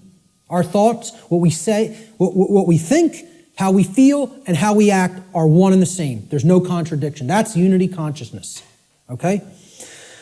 Therefore, okay, since care is the driver of our thoughts and actions, it ultimately can be seen as the generator of the quality of our shared experience here on the earth. Care is what generates the whole thing. Hence, it has been called the generative principle. Liken the heart to a pump in the body. Well, what does a pump do? It's a generator. It provides energy. It moves the life force through the blood in the body. In every ancient tradition, they talk about the life force being in the blood. The heart is what pumps that through the whole physiology and enables us to continue to sustain life. Okay? The heart is the generator. It's the pump. It's the center of the being. As important as the brain is, which we just talked about the importance of it, the heart is ultimately what's generating the experience. Because what we care about determines what we think about on a daily basis most of the time, and therefore how we behave. All right? So, this principle has often been referred to as the generative principle. Is anybody familiar with the compasses and square symbol of Freemasonry? With the G in the middle? Well, that's what the G stands for at the highest level. They'll talk about many porch masons. These are the exoteric masons that are given the teachings of the profane and they think they're in the know, okay? They're given the information, well, this only means geometry, it only means God, etc., okay? One of the things they'll tell you it means at a slightly higher level is that it means gnosis, knowledge, okay, which we saw the meaning of in Greek earlier. At a higher level, at illuminated levels of Freemasonry, which are above 32nd degree, they will give you what the real meaning of the G inside the compasses and square is. And it is the generative principle. It means genesis, creation, okay? And yeah, you can tie that right back to God. I'm not saying those things are different. And the forms that get created in the physical manifested world are geometric forms. So it is geometry as well. It's all these things. But at the highest level, it's the generative principle. That's what that G really stands for in esoteric Freemasonry. Okay? It's called the generative principle because that means to create. It comes from, the word generative comes from Latin. The verb generare, as we've already talked about, means to create. The generative principle is what we create through. And it's lost because people don't care. They don't have care. Hence, it's the lost principle. Okay? Here's how it works, folks. What we care enough to put our will behind. Okay? So again, heart, mind, guts. Guts is the will. The action, the masculine principle. That's what gets things done ultimately in the physical domain. What we care enough to put our will behind. And that's driven by the care. That's the generator or the pump that drives the will. Okay? What we care enough to put our will behind is ultimately what gets created or manifested in our world. The world is the way that it is because most people do not care enough, even if they say, they pay lip service, okay, and say that they want things to be different.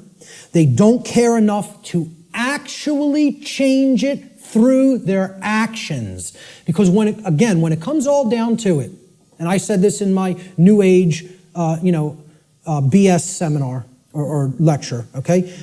What it comes down to is preventing action.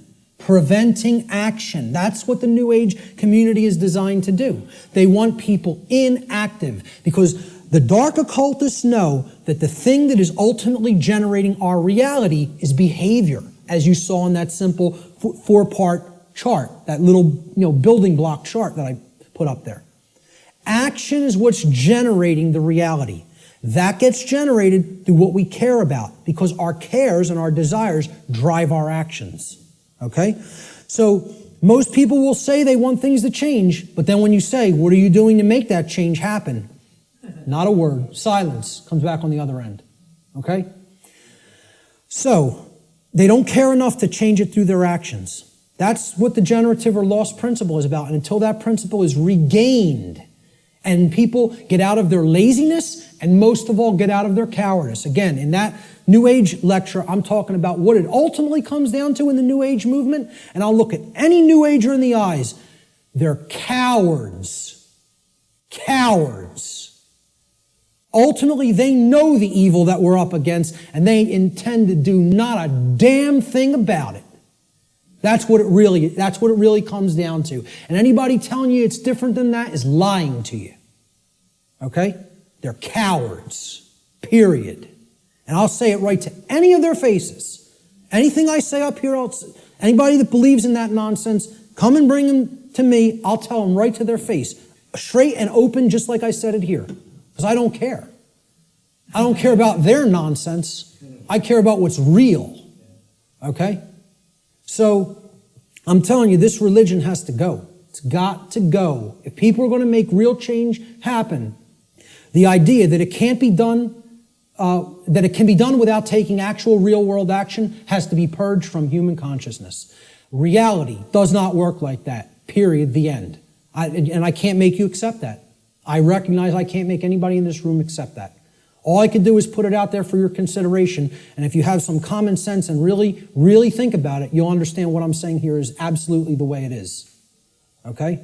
Many people want to deceive you through these religious notions, okay? Which is all about getting people to stand down and accept their chains. That's what that religion's in place for. All right? This next section I call spiritual currency or spiritual currencies. All right? There's two spiritual currencies, time and attention. Now, look, we can readily see this, right? Time is money, people say. It's currency, right? What am I going to spend my time on? What am I going to pay attention to? Pay attention. You pay for something, you get something in return when you pay for something, right? That's what attention will get you here. It will get you something in return. You pay attention, you're going to come out of here with a lot of understanding. There's two spiritual currencies, time and attention. This analogy can be seen very readily in the saying, spending time and paying attention. Whatever information or endeavors we put our time and attention toward, we end up getting something in return for that investment of these currencies. This is what real money is, folks. Real money. This will get you real money. One I, mon I. Okay? If you want real money instead of the fake Federal Reserve nonsense fiat paper currency money that isn't worth the paper it's printed upon, then keep thinking that that has value. Okay? And people who say gold is value, gold is real money. Yeah, well, I ask people, what intrinsic value does gold have? And they say, well, it's been traded with throughout time immemorial. People have valued it all the time. Does that make it intrinsic? You answered my question. It's like saying, why does that projector have intrinsic value? And you say, because I find it valuable. No, that projector has intrinsic value because it's capable of projecting an image, and if I want that task done, that's what I use a projector for. Okay? Well, what's gold used for? Can you build clothing out of it? Can you build a house out of it? Is it malleable enough to be molded into a weapon of some sort? You're going to take shelter under it? Well, maybe if you have enough of it. But, you know, the whole point is there is no intrinsic value to this. It's something that's, the idea of it having, of any precious metal having intrinsic value, other than, you know, okay, in a technological society, it's used for computers. This is true, okay? But I'm talking about in nature. You know, where would this idea of intrinsic value of gold come from in the ancient past? People will say, well, it's used as a medium of exchange, okay? Money is not a medium of exchange. People think of it as a medium of exchange, and it's not. It's incorrect, okay? Money is the limiter of energy in the system. See, people think of money as currency. Even the name is a mind control technique because it's supposed to be about, it's the current in the energy system. This is the current. It's the amperage, right? No, it's not. It's not the capacitance either. It's not a store. That's another thing people will tell you money is, what they say is real money. Okay? It's all fake. It's all fake. It's not a store either. You know what it is? It's the resistance in the system. It's the resistance to change in the system. It acts as the resistor. Because as long as that modality of slavery called money continues to exist, it will always be extraordinarily difficult to create real lasting change. So again, I piss off everybody. Religion's got to go, scientism's got to go, New Age thought's got to go, money's got to go. All of it's got to go. You know why? It's all religion. It's all religion, and the word religion means to hold one back, to tie one up and keep them where they're at, as we're going to get to in a few moments. Okay? So let's get back to spiritual currencies. We end up getting something in return on what we put our investment of spiritual currencies toward. And you know what if it's put toward the right goals, the end result is true money, one eye. Okay? True spiritual vision. The ability to see, to unoccult something and see it for what it really is. That's what comes from truly putting time and attention onto the right things. This return could come in the form of knowledge. It could come in the form of understanding. It could come in the form of skills, expertise, and empowerment. But only if we invest these two spiritual currencies wisely. And let me tell you something, folks. That's why most people don't have any money. They got nothing to pay for it with. See, you pay attention and you get money. You spend time and you get money. I'm talking about the real thing. Cool. We're going to take a break in about 5 to 10 minutes. Okay? So we have to invest our spiritual currencies wisely. We should seek to improve our quality of attention by placing it upon information that is capable of improving both ourselves and the human condition as a whole. Give me a heads up in about 8 or 9 minutes. Thank you. Such an effort would also constitute a valuable investment of our time. We should ask ourselves, what am I spending my time on? What am I spending my time doing? And what am I paying attention to? That's where you will find whether you're investing in real value, something that is truly valuable. If most of the time we're spending our time on nonsense and trivialities and, divisive things and TV and sports and all other kinds of entertainment and distraction, well, you're going to have a return on that investment, and that return is going to be low. It's not going to result in much money, real money. Okay? Most importantly, we need to ask ourselves, what kind of quality am I getting in return for my investments of time and money? Time and attention, I'm sorry. Okay? These are the spiritual currencies, and that's what most people don't want to give. They don't want to give these freely for a return on investment. They don't want to pay attention to the right things. They don't want to spend time on the right things. This is a simple chart of how our quality of our attention, okay, and again, this is in the aggregate, but it's created by all the individuals. How the quality of our overall attention as a species will affect our world in accordance with the principle of correspondence, which states, as goes the microcosm or the microcosmic units, so will become the macrocosm. Okay? So over here, we have a pure information stream. This is good information. This is information that is capable, that resonates with truth, and is capable of helping to develop wisdom or right action within the being. This over here is the poisoned information stream like we get from the mainstream media, from scientism, from the New Age movement, from government indoctrination centers called schools. Okay? This is the poisoned information stream. Now, everybody's going to take in some form of a mixture of both of these streams. What the goal needs to be is to purify. Just like, hey, you take in bad food, you're going to have bad health. You take in bad information, the output through behavior is going to be bad. So you got to purify. Meaning, if there's valves here on the individual buckets, these are called the individual people, okay? And they're all coming together with the quality of their water, right? What they're holding within their consciousness. And that's all going into the big pool called the world. Everybody's bringing their bucket to the pool, they're pouring it in, and then they're jumping in. And that's the world. That's the quality of the world, right? The quality of this whole thing here is going to be based on how much poisoned, polluted information was in your bucket compared to how much pure information was in your bucket. Okay? So there's valves over here. We got to shut this one off, this brown muddy valve over here, and we got to open this one up.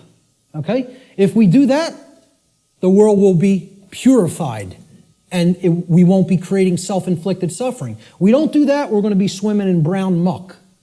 Okay? And generating all kinds of problems for ourselves. So, how are we spending our time? What are we paying attention to? Is this what we're doing with our time and attention? Sitting behind the hypnosis box? Which means suppression of knowledge. Hypnosis is the suppression of knowledge or the suppression of spirit. Okay? Or are we going to devote our time to some pursuits of wisdom? Which means developing knowledge, converting it to understanding by processing it accurately, and then converting into wisdom through action, through right action. And, you got to read to do this. People don't want to hear that either. Okay? Reading is required. The ancient Romans had two words, the same word, okay? That meant two different things in their language. The word was liber, L-I-B-E-R.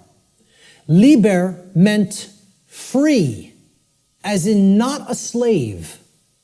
A free being would be described as liber, free. It's the basis of the English word liberty, liberty, freedom, okay? They had the same word also meant a different concept. So the word liber didn't just mean free.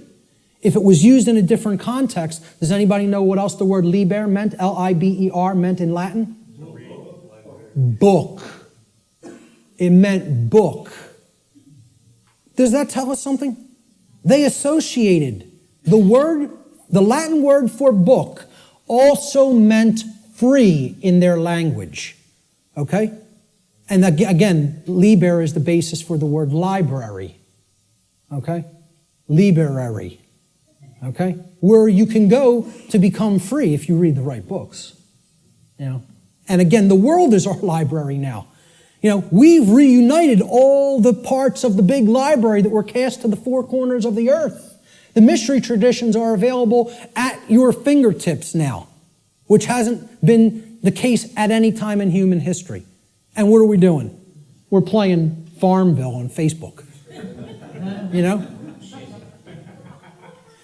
So we have to ask ourselves, what are we spending our spiritual currency on? And are we investing it wisely for a return of real money, which is actually spiritual enlightenment?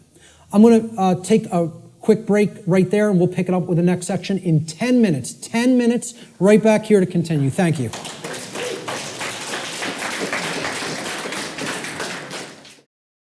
So natural law has been called many different things in different traditions throughout the world at different times in history. Let's look at what some people have called it. It's been called the law of cause and effect, or the laws of cause and effect. And there's a scientific connotation to this concept of cause and effect too. Even scientists will say an effect invariably follows a cause. And they'll also say things like, for every action, there exists an equal and opposing reaction. So there's a consequence when an action is taken. In the more New Age circles, you've heard it referred to as the law or laws of attraction. Okay? I call this presentation the real law of attraction. So, however, there are some good things that the New Age community, and I don't tell you it's all bad, I don't make that blanket statement, okay? It is a religion in many respects, but however, there are some truths embedded in it that can be taken on their own and, value can be gleaned from. So one of those sayings is, the energy that we emit is the energy that we attract. This is true. What we're putting out into the universe is what we're getting in return from the universe and what we're creating in our reality. Energy flows where attention goes. I just talked about this in the last section. What we put our attention on is what ultimately gets manifested in the world. As you think, feel, and act, so you shall be. Some of the teachers of different variants of law of attraction teachings have only put the first part in that. As you think, so you will be. No. As you think, feel, and act, so you will be. And most of all, as you act, so you will be. Most of all. Okay? So, it's been called karma. It's been called moral law, as I talked about before. And this is, captured beautifully by the phrase, what we sow, we reap. The seeds that you scatter, that's what's going to grow, and that's the fruit that you're going to harvest. So, a very accurate way of looking at it. Again, it's been called consequentialism. That's another thing I could put into this chart. In other words, that there is free will, but there is no free will without consequence. That's called consequentialism. That would be another very accurate way of referring to natural law. And finally, the golden rule, it's been called. Okay? And it's been stated in the affirmative as, do unto others as you would have done unto yourself. I find this much more powerfully stated in the negative, or what I call the apophatic variant. And we'll talk about what apophatic and apophasis means in a few moments. I think it would have been much less ambiguous, the golden rule, if it was said like this. Do not do to others as you would prefer not to have done unto you. Now the ambiguity goes away because people want to be treated slightly differently. Hey, a masochist might want to get beaten by a sadist, okay? But that doesn't mean, do that to others because you like it. But people know what they don't want. They don't want their rights taken. They don't want their property taken or damaged. They don't want to be harmed in their person, They don't want any of those things. They don't want to be lied to. They don't want to be deceived. So don't do those things to other people. So let's jump into this is the heart of the presentation here. It's how natural law actually works in our lives. What are its expressions? How can we come to understand how this operates? There are ways of knowing, and they're through these expressions of natural law. So we defined what natural law is. We talked about the underlying principles that it's based upon.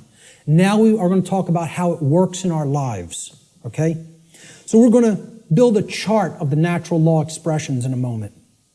What these expressions are the recognizable workings in our life. And they take place through 5 basic expressions.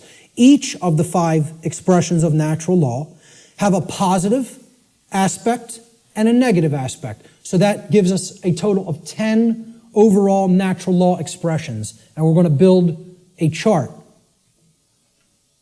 regarding these expressions. Okay? So here's the expression, and then there's a positive aspect to the expression, and there's a negative aspect to the expression. The first expression of natural law is known as, and again, this is what I call these things.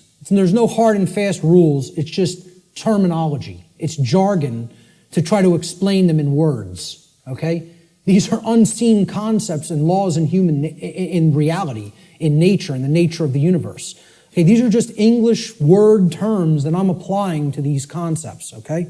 So the first principle of natural law I call the generative polarity. Or in other words, this is the force or energy that we are using at the base level to start the process of creation. Or you could say of co-creation. Okay? We're co-creating the reality that we experience with the laws of nature. So you could look at the first first expression of natural law, which is the generative polarity, as the force that we use to set all of the other events which are to come, which are to manifest in our lives, into motion. Or in other words, what we use, the force that we use to generate or create the quality of our experience. That's the generative polarity. The positive expression of the generative polarity is love. Now, this is not what many people think of as love, okay? It's not familial love. It's not relationship love. It's not Hollywood movie variant of love. It's not romance novel variant of love, okay? I call love consciousness. Love is the force which helps us to expand consciousness and become open to truth if we are in it. If we are in that vibratory energy, we become open to truth. All right? So here's what it looks like visually. I try to put a visual aspect to all of these concepts, okay? And people would think I'm going to put two people together kissing or hugging or something like that, okay? Love is inside each individual if it's present, okay? It doesn't depend on any other person. You can express love with another person, and there's no problem with that. I'm not saying that's a bad thing. That's a great thing if it's present in your life. The capital L, capital O, capital V, capital E definition of love that I'm giving here is not that. It is this force that opens up our consciousness. It's the flowering expression of consciousness, okay? So how I word this is the positive aspect of the generative polarity, the first expression of natural law, is love. In regard to natural law, love should be seen as the expansive force for consciousness. It is the force which helps us to become open to truth and expand our awareness. That's the connotation that I'm giving for the concept called love here. Okay, that's the positive expression of the creative polarity. Now, the negative expression of the creative polarity is the exact opposite of love. So people will automatically think, well, that's hate. And it is not. Because the thing that puts consciousness in a box and prevents it from growing and keeps it where it's at is what? Fear. There it is. Fear. Fear is the basis for unconsciousness. You cannot be unconscious of anything in particular unless you fear it. Okay, that's what shuts consciousness down. And here's my visual for it. Fear. I don't want to look at that. That's too horrible for me to contemplate. That can't be true. I don't want that to be true. That's all fear. Okay? The negative aspect of the generative polarity is fear. Fear is the contractive force for consciousness. Fear is the force which influences us to become closed to the truth, and it is the force which ultimately shuts down our awareness. That's why so many people are unconscious, because they are fearful. They are fearful of the responsibility that comes with knowledge, and most of all, they are fearful of having to act based upon knowledge, because that requires courage. The second natural law expression is the initiating expression, what I call the initiating expression, just my term for it. Okay? The initiating expression is the first stage of tangible and recognizable results which we produce in our lives after we have, quote unquote, set the ball rolling, okay? Set the dynamic in motion by choosing between the generative polarities of either love or fear. All right? So, we choose love and something starts to happen. We become open to truth, right? Well, love is the expansive force for consciousness that opens our minds to the truth and awareness. So what do we gain as a result of accepting or existing in the vibratory energy called love? We gain knowledge, which is the acceptance of truth. Since love opens us up to truth, knowledge is its reception. It is the receiving of truth. We come to know. Okay? So that's how it starts. I call this the initiating expression. Now, of course, there's a negative initiating expression if we are existing in the vibratory dynamic of fear. That would be the opposite of knowledge. What is it? Ignorance. Right. Okay, now, this is what I put forward as knowledge. This is my imagery for knowledge. Okay? That's a being who knows themselves. And as the mystery traditions of Greece put forward at the Delphic Oracle, know the self and you will know the universe. In other words, know the microcosm and you will know the macrocosm. Know thyself. The positive aspect of this initiating expression is knowledge or the acceptance of truth. Knowledge positively influences the quality of our lives because it positively influences our decision-making processes that lead to understanding in every area of our lives. You want to know how something works and ultimately create something good? You have to have knowledge. You want to know how a car works? Keep it running in good order? You have to have knowledge. You want to know how a computer works? Keep it running in good order? You have to have knowledge. You want to know how the human psyche works and keep it running in good order so that conditions on earth manifest the way you want them to manifest? You got to have knowledge. Not getting out of this condition without learning. Learning is the key. It's the answer. Knowledge is the answer. And people don't want to hear that. They don't want to hear it. They want to think we're magically going to manifest the desired conditions that we say we want without learning a thing. It doesn't work that way. So again, the negative initiating expression is ignorance. Ignorance is the refusal of truth. It is the refusal to gain knowledge. Okay? Because we are in fear. So here's what I put as the image for ignorance. The population that is hypnotized, that wants to keep paying attention to nonsense and trivialities, feed themselves tons of GMO food that is crap for the physiology, Pay attention to distraction, entertainment, mainstream news and media, It's all there to just shut the consciousness down and keep people in a depressed psychological state and keep them in a state of psychological infancy. The negative aspect of the initiating expression of natural law is ignorance, or the refusal of truth. Ignorance negatively influences the quality of our lives because it negatively influences these decision-making processes that lead to understanding in every area of our lives. If you're ignorant about how anything works, you can't create the desired condition. It's just not possible. It's important to remember, again, that ignorance should be distinguished from nescience, which means not knowing because necessary information is not present or was unattainable.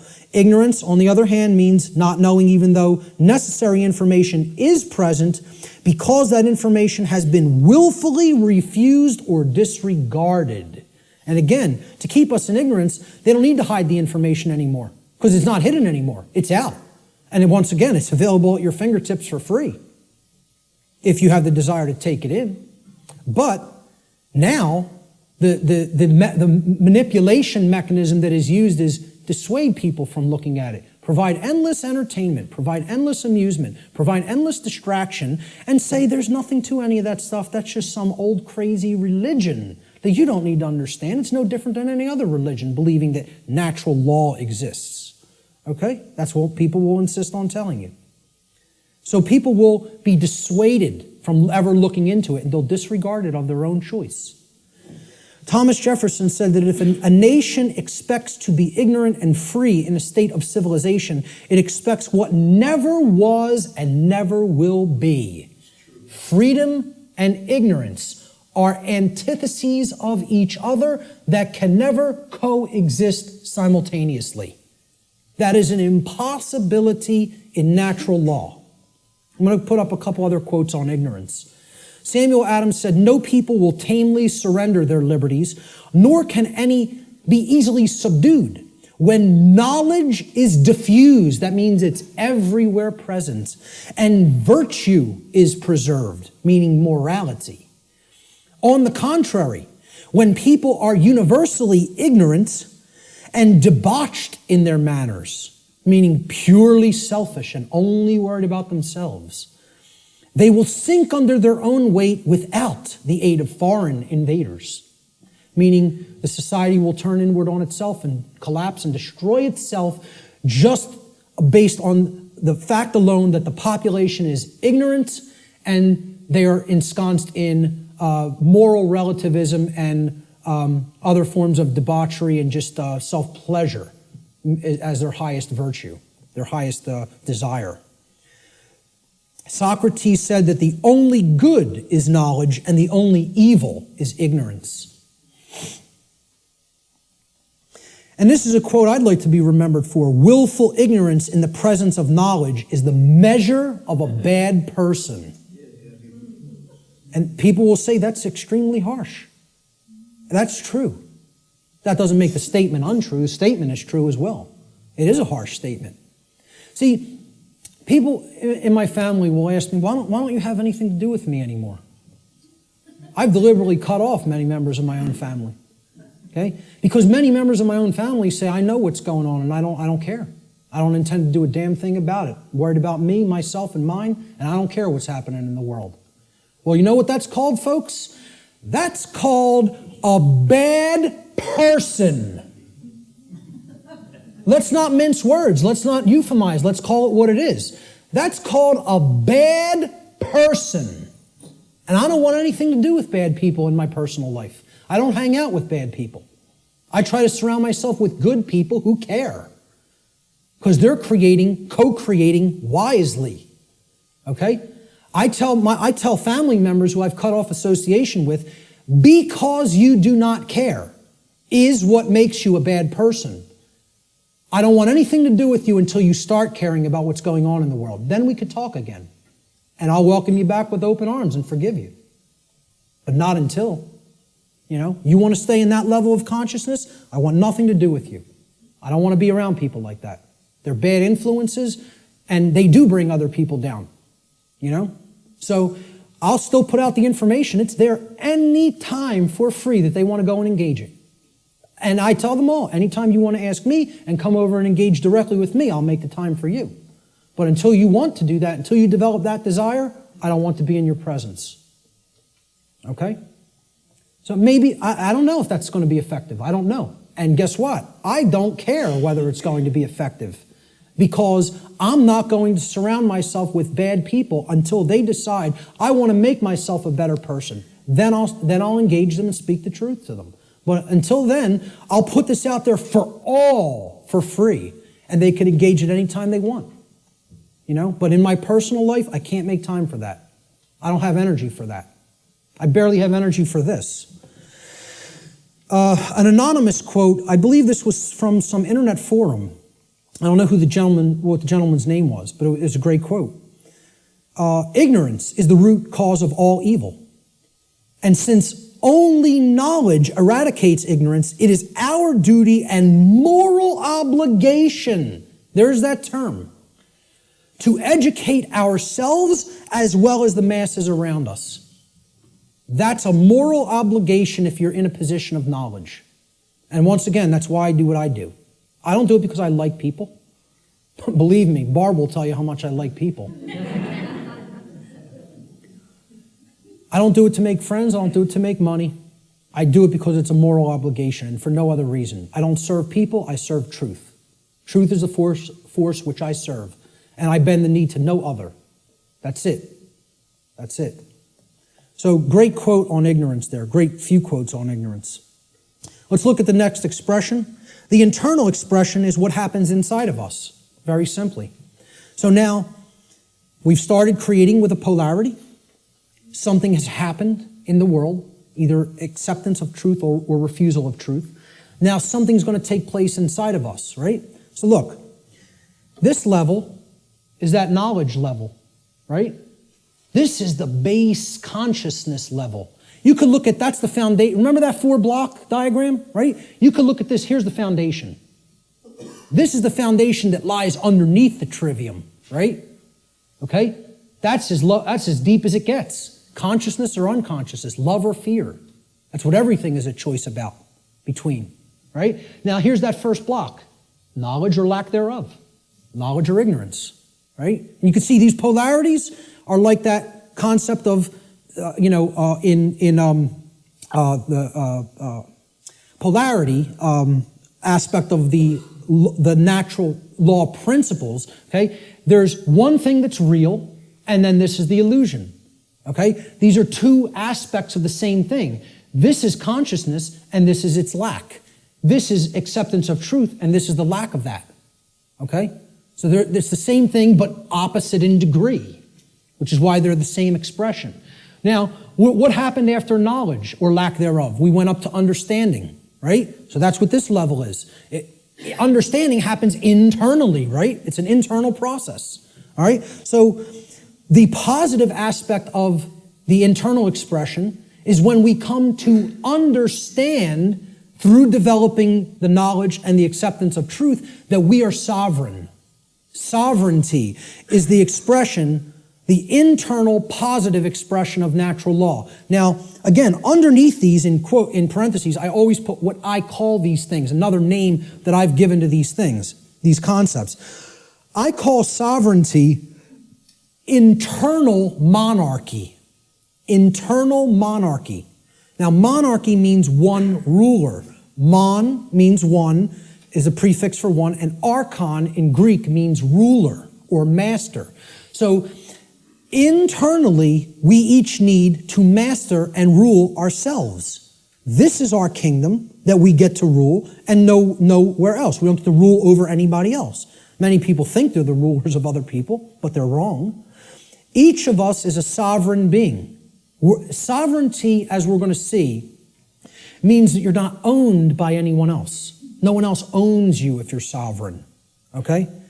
So here's my expression, my visualization for sovereignty, okay?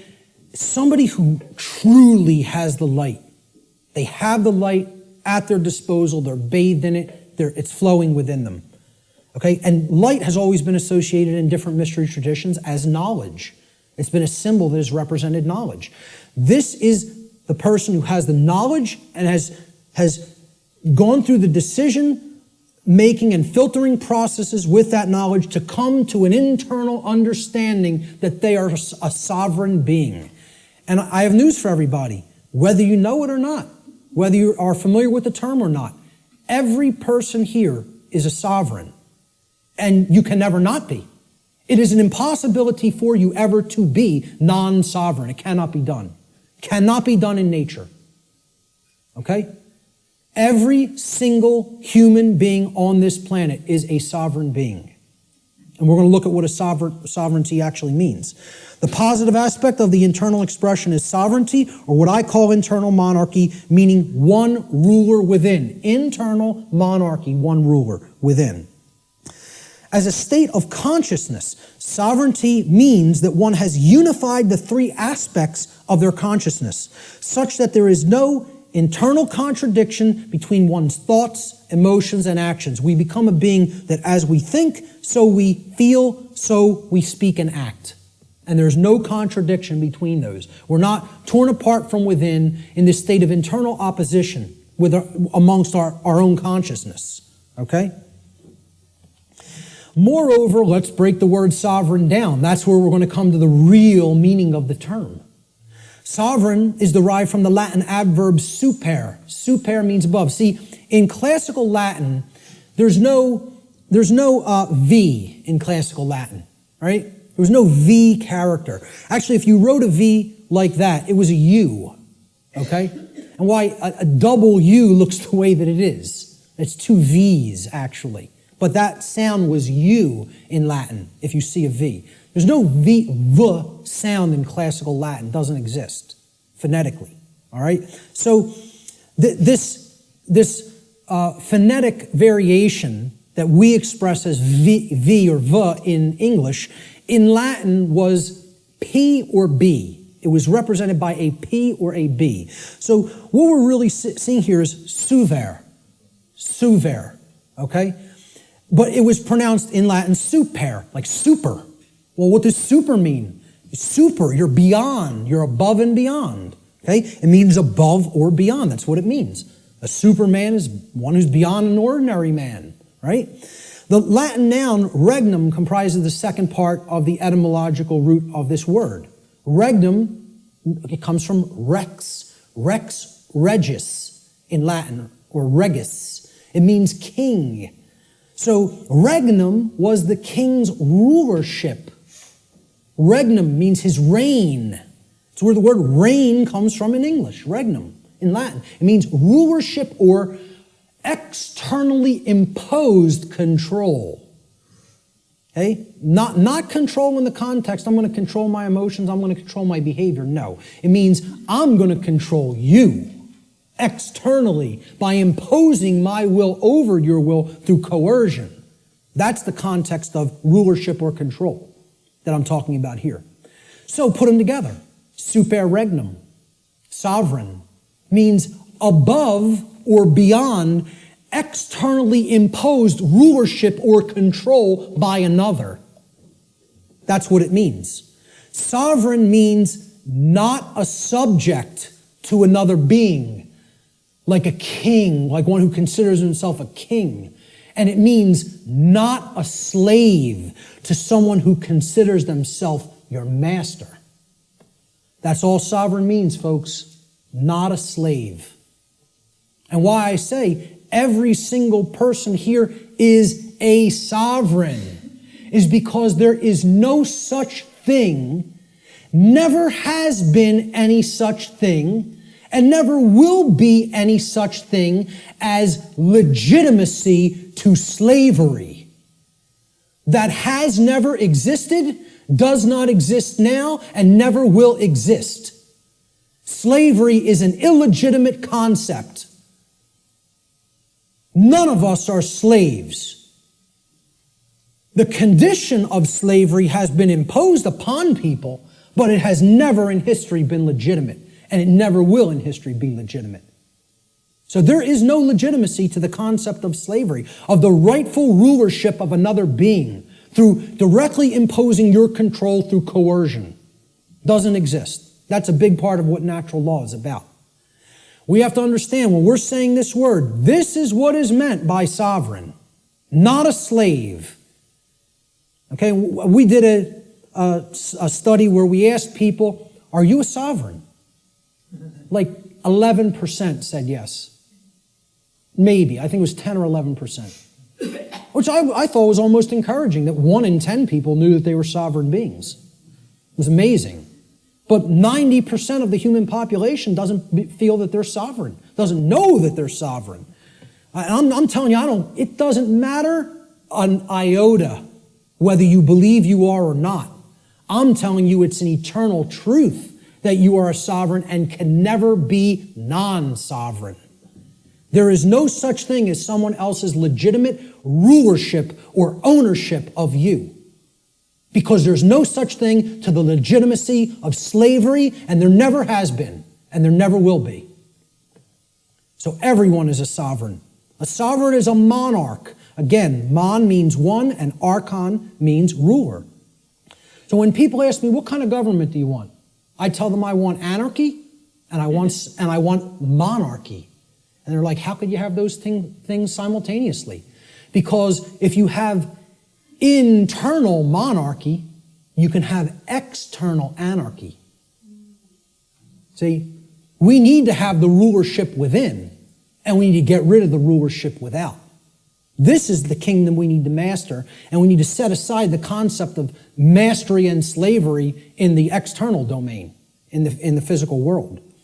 Sovereignty, a sovereign is a monarch, which means a single ruler who rules only the kingdom of self. Sovereignty is a state in which one controls one's own thoughts, emotions, and actions, and by bringing them into unity or non-contradiction or non-duality, attains mastery over one's own consciousness. Sovereignty could be considered the equivalent of true self-control, true self-mastery, true self-love, or true self-ownership. It's all of these things. And ultimately, it means not a slave. That's what has to be remembered above all else. Let's look at the negative internal expression for natural law, which is confusion.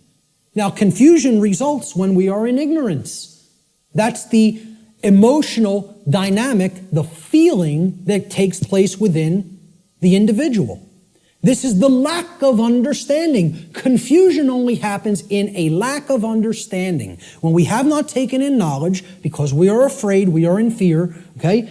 Ignorance results, and then confusion happens internally. So look, remember, here's the essence, that's the foundation. This is that first stage, that first building block that we called knowledge or lack thereof. Okay? This is the second building block that we called understanding or lack thereof. This is true understanding when truth has been taken in and accepted.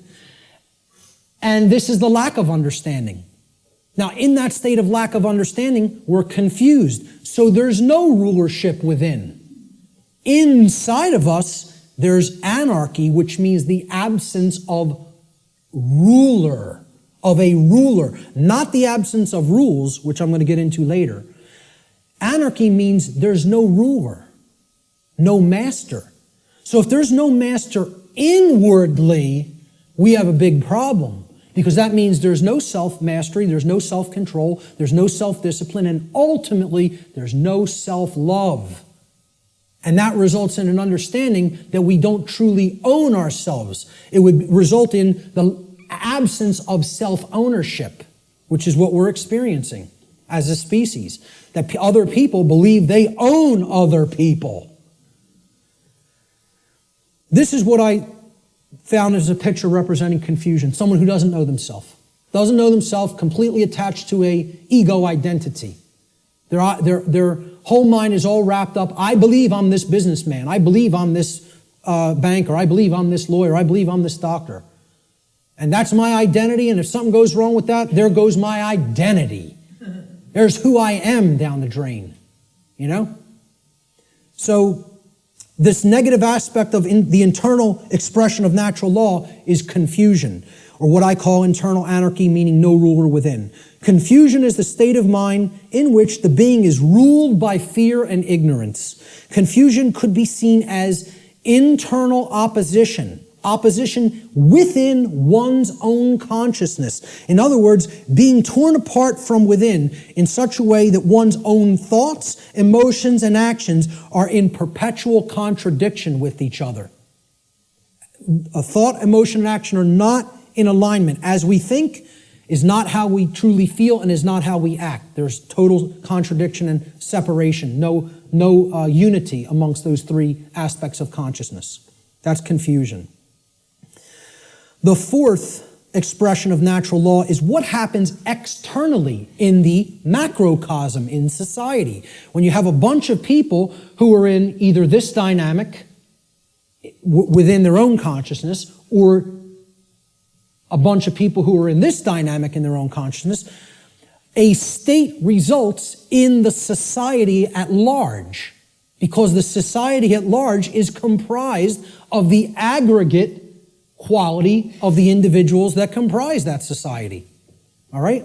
So if there's love present and knowledge has been taken in and it's been understood and we understand that we're sovereign and we're expressing self-ownership and self-mastery, what state manifests in society? Freedom. There it is. Freedom can only manifest when those preceding conditions are in place. It cannot magically manifest by any other means. If we say we want to be free, this is the path we have to take. Consciousness, acceptance of truth, and an understanding of our own sovereignty through self-mastery. It can't happen any other way. It's not possible. Okay? So, this is what the picture I chose for freedom. This is actually from the cover of probably one of the greatest books I think that's ever been penned by human hands. And I've read a whole lot of books in my life. And for me to say that, it's a high compliment. Okay? I think I'm a pretty good judge of books that can impart some wisdom to people. And I'm telling you, you need to read the book, The End of All Evil by Jeremy Locke, if you haven't already read it. This is one of the cover image from that book. Very rare book. To find it physically online, if you find it at a decent price, snatch it up and give it to other people or sell it to other people. Okay? I had a physical copy of this book. I lent it out, took off. Forgot who I lent it to. It happens, right? But this was a rare book. And I think it was only pressed a couple thousand, and it was never repressed. So it's a single printing or something like that. Never repressed it. Now, you'll find that book for $150, $200 in some places, right? I finally found it at some foreign source online for like $20, $25 and jumped all over it, and I finally have a new physical copy of it. One of the books, along with Larkin Rose's book, The Most Dangerous Superstition, that if I had to tell you, destroy every other book on earth, it would be down to these two. You know what I mean? It's that much. They're that important. This is the cover image from that book, with chains being broken that were formerly holding the earth in captivity. I think it's a great image that represents what freedom is about. It's not about my freedom. It's about our freedom. It's about freedom for all beings. And guess what? Our, when I say that in relationship to the earth, doesn't just mean human beings. It means all beings, including the animal kingdom. So the positive aspect of the external expression is freedom, or what I call external anarchy, meaning externally there are no rulers. There is no condition of masters and slaves. Okay? So that's what anarchy actually means, the absence of slavery. That's what it really means. True freedom for all should be seen as the goal of spiritual development. Such a state can only manifest as a result of human society's adherence to natural law. Can only manifest. Not just will manifest. The only way it is possible for it to manifest is if we understand and adhere to natural law. Okay, so that's the positive external expression, what happens in society. Now, there's a negative external expression, and you can call it multiple things. You can call it totalitarianism. You could call it slavery. I term it simply control, externally imposed control. Okay, it doesn't mean, self-control. It means literally someone outside of your own being is trying to control you and own you. So yeah, a good way of looking at it would be slavery as well, because control leads to slavery. Control is what I call external monarchy, meaning there's a ruler from without that believes they do own you and wants to continue to own you as their subject or slave. And this manifests in things like the oncoming police state, which I wouldn't even say is oncoming, I would say it's here. Say we're already living in it. It's not something that's going to happen in the future. It's something that's happening in the present. People talk about it as something they're trying to avoid from happening. What makes people think it's not already happening? The negative aspect of the external expression of natural law is control, what I call external monarchy, one external ruler, the concentration of illusory power, in the hands of institutions like government. Control is the pathway to all forms of evil and destruction. It results when a society lives in direct opposition to natural law.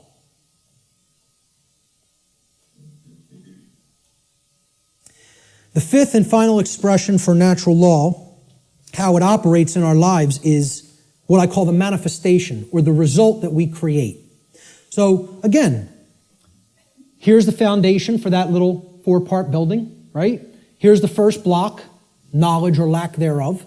Here's the second block, understanding or lack thereof. Here's the third block, wisdom or lack thereof, which is why we're in a society that's completely based in control, because we're drowning in knowledge and having a lick of wisdom, or very, very little, I should say. Certainly not enough to go around, okay? That's the action stage or the wisdom stage, what happens externally, right? This is that top block. Remember the top white block that sat on top? We had the blue block at the bottom, then the red, then the green, and then the white block. This was the manifestation, the result that we create. Remember what little question I put on the top of that white block? Who can tell me what it was? The manifestation. No, the manifestation was either order or chaos. What do we ultimately create? So the positive manifestation is order, or what we would call all the things we say we want. Manifested goodness, everything being okay, not creating self-inflicted chaos or suffering. This would be, we get what we say we want to get. And there's requirements for that, and here they are. There's the requirements. You got to be in this vibratory energy of consciousness. You have to accept the truth and develop knowledge. You have to have an understanding that you're a sovereign being, and you have to work toward the manifestation of true freedom. Then you'll have all the things you say you want. Manifested goodness and order in your life. And that's the only path to it. I'm telling you, that's the only path to it. Blanket statement. The human mind has a hard time with blanket statements. Has a hard time with always, every, without exception. The ego doesn't want to hear that. Again, humanity's greatest fear may be that the truth is absolute. I would say an even greater fear it has is that the truth is singular. That there's no such thing as my truth, your truth, his truth, her truth, their truth. There's just the truth, and whether we align our perceptions to it or not. That's humanity's biggest fear. So this is what I viewed order as being like. Okay, we have beings that are actually full of the light, and they're working toward a world that is based in freedom, cooperation, knowledge, sovereignty, no control. Okay?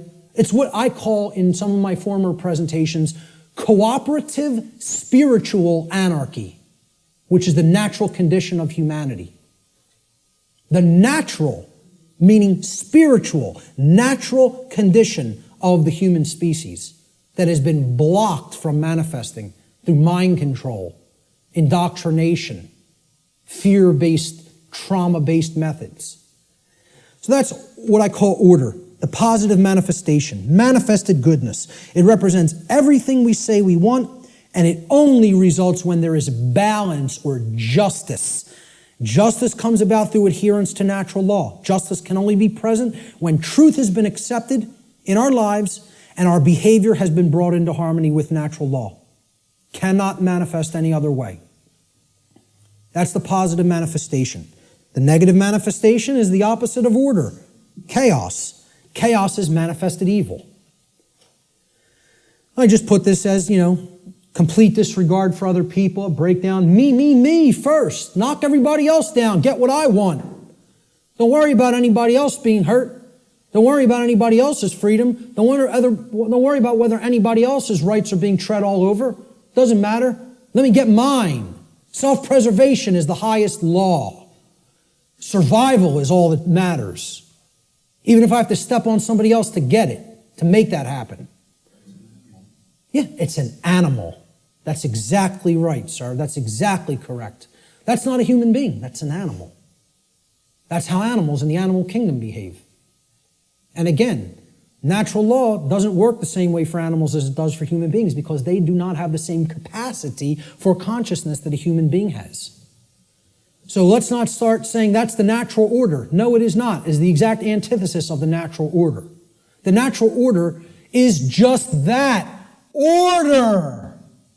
It's in the word, it's in the phrase, natural order. What people are describing as the natural order through this utter nonsense concept called social Darwinism is, as I've called it before, psychopathic chaos. And break down that word. Psychopathology means an illness of the mind. Psychopathy is mental illness. Psyche in Greek means the mind. Okay? And pathology is an illness, sickness. Psychopaths are mentally ill. And they don't create anything resembling order. All they can create is chaos, which is why they want us to mimic their mindset, because they're just bent on hell and destruction to manifest, and they have to have our complicity and cooperation to make that dynamic happen. Our energy has to be given over to them by our mindset being made like theirs. Otherwise, their worldview can't come into manifestation, which is one of chaos and disorder. The negative manifestation, chaos, or manifested evil, is the exact opposite of what we say we want. Chaos results when there is imbalance and injustice, which results whenever there is ignorance of truth and behavior which is in direct opposition to natural law. So that's our chart, and one last thing I want to say about it is that the manifestations or the expressions of natural law are what I would call, they're unilateral. They don't cross into each other, okay? There's no such thing as, well, I've accepted the truth and I've developed knowledge, so now I'm in a state of confusion. It doesn't work like that.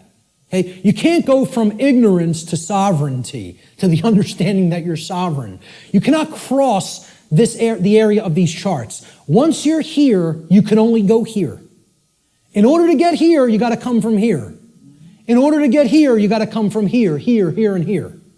You don't get there from any of these. You don't get here from anything in this column. You don't get here from anything in this column. Okay? Please keep this in mind. These expressions are unilateral. Okay?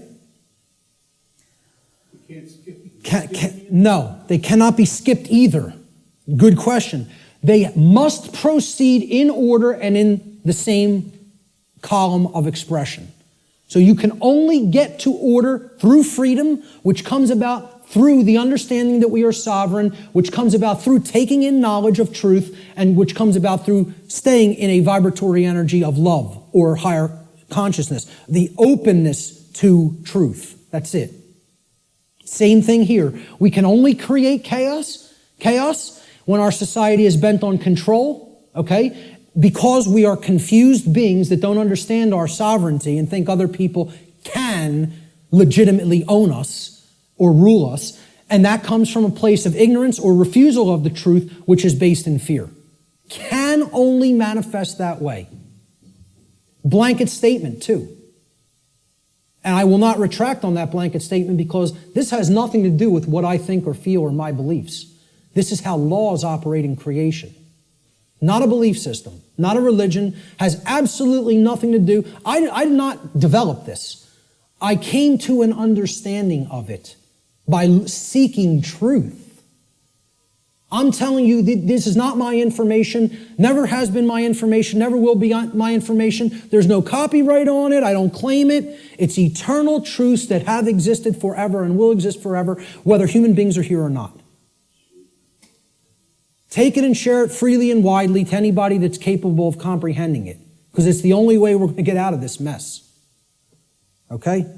Those are the expressions of natural law. Now, when I say living in harmony with natural law or living in opposition to natural law, what do I really mean? Well, what this has to do with is knowledge. And we're going to keep going back to this trend. This thread is not going away. Okay? And guess what? Every time I teach any of this stuff, whenever there's the new age community around or present, okay, and you'll encounter them from time to time, they'll insist, they'll even see it's like you can tell knowledge is becoming a bad word to these people. No. When you say K-N-O-W, no, it's almost like they immediately have an avulsion, extreme negative reaction, and it is fear. But it's mind control, moreover, because they are being fed this poisonous untruth that there's not really any such thing as knowledge, and that knowledge is not the way out of this prison. And I'm telling you, it goes hand in hand with religious traditions, because they want you to externalize your power, externalize everything.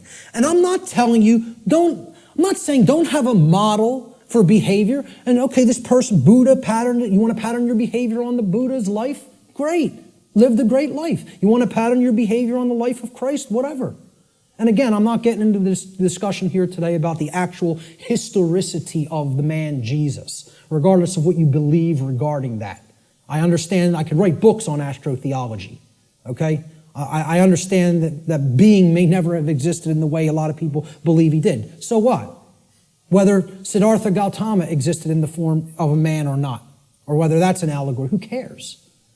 Understand the spiritual teachings they were trying to convey to humanity and then apply them in your life. Live by that ethic, that code, and great, okay? And have whatever religious notion you want, okay? What I'm saying is what this religion called the New Age movement and what many official, organized, regional religions, okay, do is they try to take the emphasis off knowledge. Because again, if you're not seeking truth and trying to develop knowledge, that's how this information remains occult. And that's how the control system stays in place. They want you to externalize your power to a deity or a guru. Once you do that, you're accepting your chains. You're saying, I have no power. Let me tell you something, folks. I'm not powerless.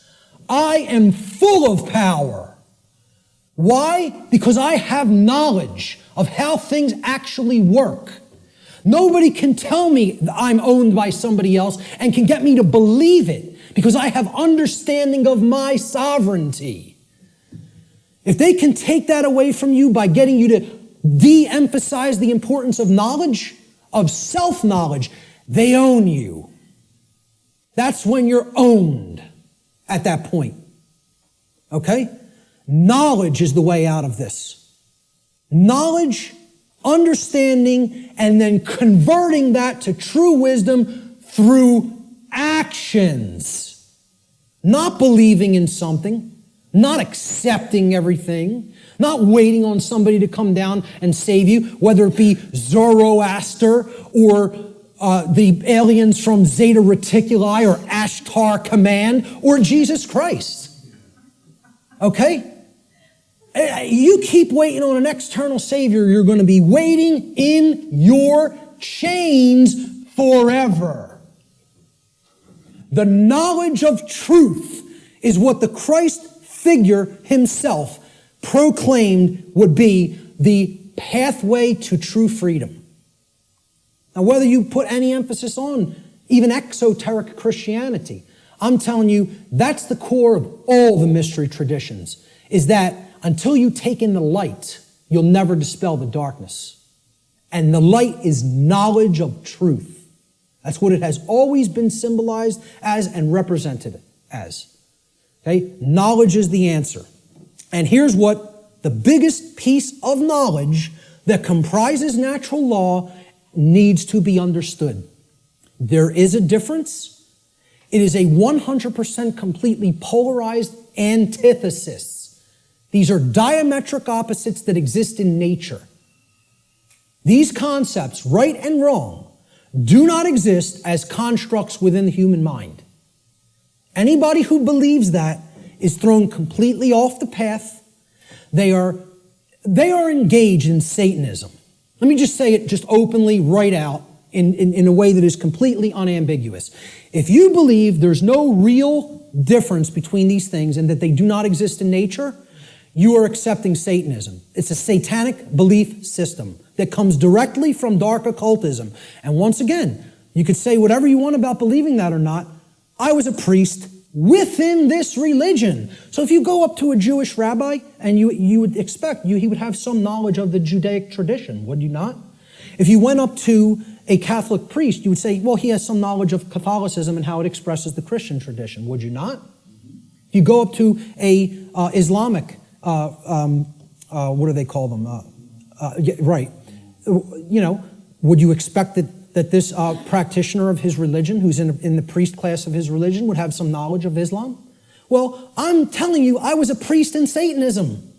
And I'm telling you, the concept of moral relativism is satanic belief. It is Satanic ideology. It's one of it's their second tenet.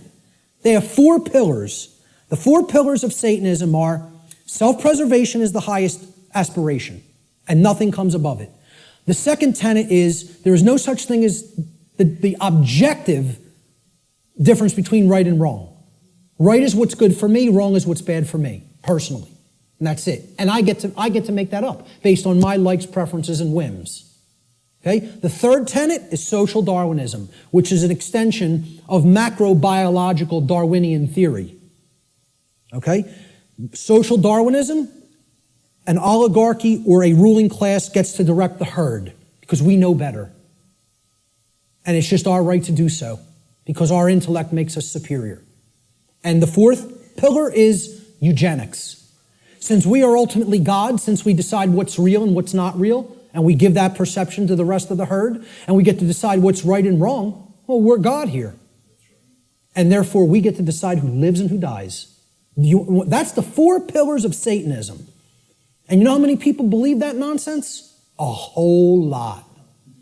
Way more than people in the priest class of this religion, because they are propagating these tenets everywhere in human society. So many people are Satanists and do not even know that they are Satanists. It is a secret, infectious ideology. And I'll tell you a personal anecdote real quick. And I'll tell you who it is now, because I don't care anymore. My own grandmother. All right? Let's make it personal. All right? Okay? And I hope she sees it. My own grandmother, who I believe was in her late 70s or maybe early 80s at the time. Okay? I think she's in her mid-80s now. And I don't speak to her anymore. I took a printed sheet of paper that I printed out of my printer, printed it out of a laser printer, and I put a little piece of white tape. I taped a piece of white paper over the heading, the title of the document. And I asked her to read this. It had 4 paragraphs, right? And the paragraphs described each of the tenets of Satanism, very briefly. Self-preservation is the highest law, etc., etc. Moral relativism is what we believe in. Social Darwinism is what we believe in. And we believe in eugenics. Okay? She said to me, well, I pretty much agree with everything that's written there.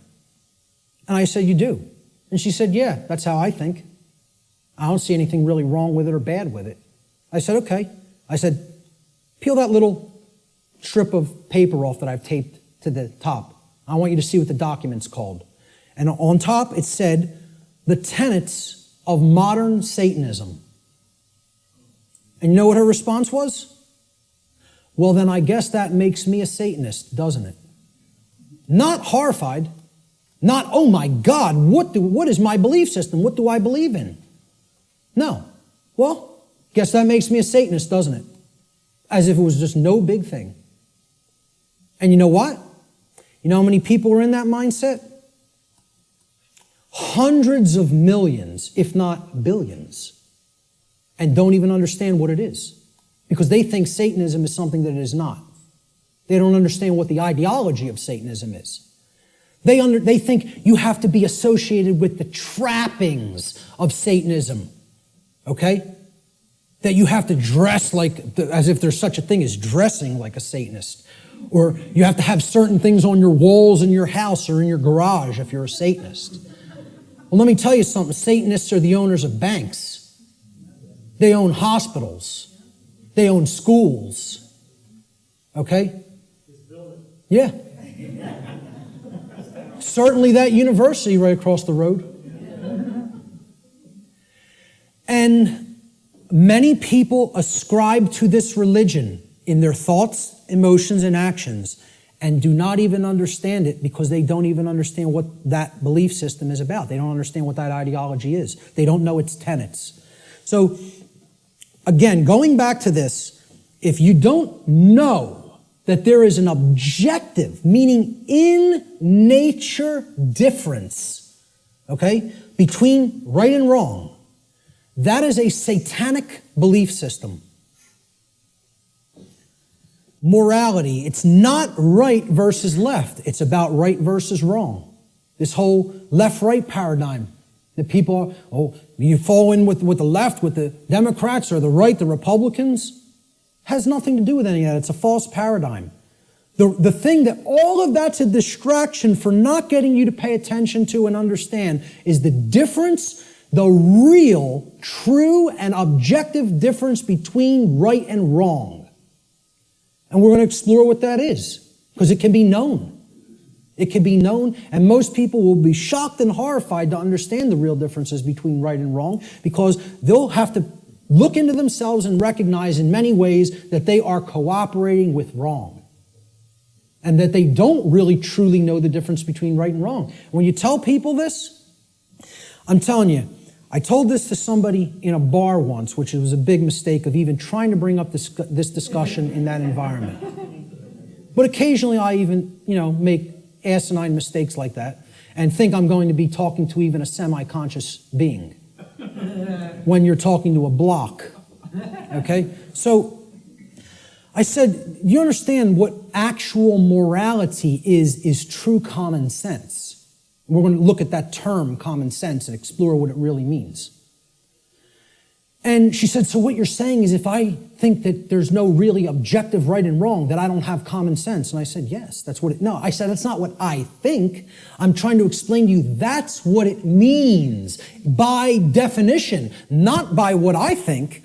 The definition of common sense is to truly know the difference between right and wrong. And I said, because I say that you are not fully in that state of awareness, don't even take it personally, because billions of people on the earth are in that same state of awareness. You're not special, and it's not a personal attack against you. And I thought this person was going to throw a glass at me. Literally got so enraged because she's associating the concept of common sense with that you are functional and can adequately perform the daily activities of living. And that's not what I'm talking about as common sense, okay? Having common sense about, I can prepare my meals and eat for myself and wash my own clothes and, go to work. That's not what I'm talking about as common sense. That's your everyman's definition or connotation of common sense. We're going to talk about what common sense really is.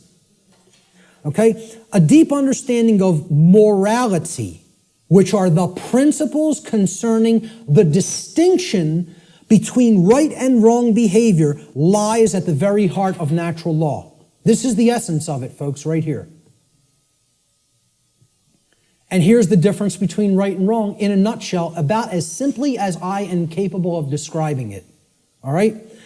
Now, we use the words correct or right to mean correct and moral. When you say, okay, what's 5 plus 5? It's 10. You're right. Meaning you are correct. That is true. That is the correct answer. That is right. Okay? And then we say, was stealing that money from Jim, was that right? To mean, was it a moral behavior? So now, why would we use the same word, again, like the ancient Romans used the same word, book and free? Okay, those two different concepts were represented by the same word, liber, right? And there's a reason, because reading will put you on the path to true freedom if you read the right books. Okay? Why would in the English language, we have other words to mean the same concepts, but the word right means two things simultaneously. It means both correct and it means moral. There's a reason, because they mean the same thing. Correct is moral. Correct meaning that it is in alignment with that which is true, means literally by definition, if it is true, then it is moral. The more you are following something that is false, that is not based in truth, the more you are going down the path of immorality, of wrongdoing. So we have to come to know what is true regarding right and wrong if we are going to be able to correctly, with wisdom, choose between these two modalities of behavior. So, right, again, it means both correct which is based in truth, and moral, which means that the action, if taken, if acted upon, is in harmony with natural law. Actions based in it do not result in harm to other sentient beings. That's the definition of right. Now look at how simple that definition is. And think about it for a moment. We're talking about what is a right. Meaning, what do you have a right to do? And what you have a right to do is no different than what I have a right to do. What I'm telling you here is every single human being on this planet has the exact same rights. Not one person has one more right than another being. Not one person has one less right than another being. To think that anybody has more or less rights anywhere on the earth at any time in history is a fallacy. It is a lie. It is a deception. It is wrong. It is not correct. It is not based in truth. Rights are universal and the exact same for every human being. Blanket statement, absolute truth. Let the ego chew on it and deal with it. Okay? And again, the ego will have a hard time with this in many cases, with many people. They'll hear that and they'll want to throw a glass at me. So, look at the definition again. A right. So, when you make a definition, right, this is a noun. Right? Noun's a person, place, or thing in the English language. We're talking about a noun here. You look up the word right, it's a noun, meaning a right. A right that we have to enact, to take, is an action. You have to start a definition with the same type of word. You're defining a noun, you got to give it a noun to start the definition.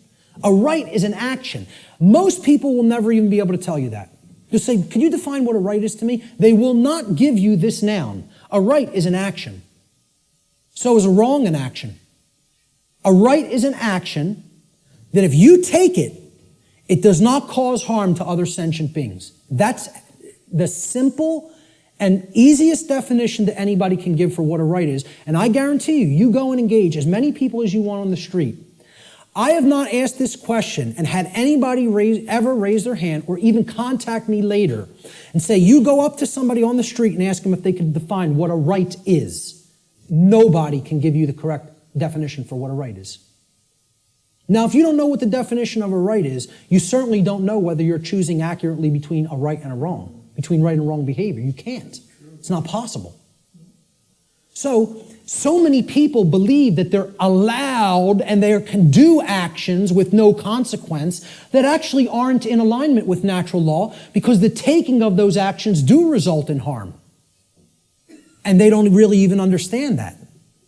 So let's look at what a wrong is. And we're going to deeply look into what a wrong is. We're going to focus on what wrongs are. Because in reality, to even start this, right, what have we based this definition on? Actions based in it do not result in harm, right? That's the negative of another definition. Well, it's the negative of this definition. So you can only actually define a right by knowing what a wrong is. A right technically cannot be defined outside of the negative. A right can only be defined apophatically, meaning understanding what a wrong is and then stating that it is anything that falls outside of the parameters of wrongdoing. Okay, and we're going to get to what those parameters are. All right? So, I'm sorry, I want to focus on wrong for a moment. Okay? Wrong, again, we say this, what's 5 plus 5? 9. Wrong, it's not true. Incorrect. Incorrect answer. It's not based in truth. We use the term wrong to mean both incorrect and immoral. Well, that was wrong what you did to that person by hitting him for no reason. You didn't have the right to do that. Immoral means in opposition to natural law. Because actions that are based in it result in harm to other sentient beings. That's the simple definition of a wrong. Now we can go deeper into the definition of what a wrong is and look at different types of wrongs, which is what I'm going to do in a moment. So This is the concept that is referred to as apophatic inquiry. Very, very critical to understand concept. And you have to apply this concept. What this essentially is it's a filtration process. This is the process of the middle process in the trivium. Okay? It's weeding through the inconsistencies and saying, well, is this inconsistent?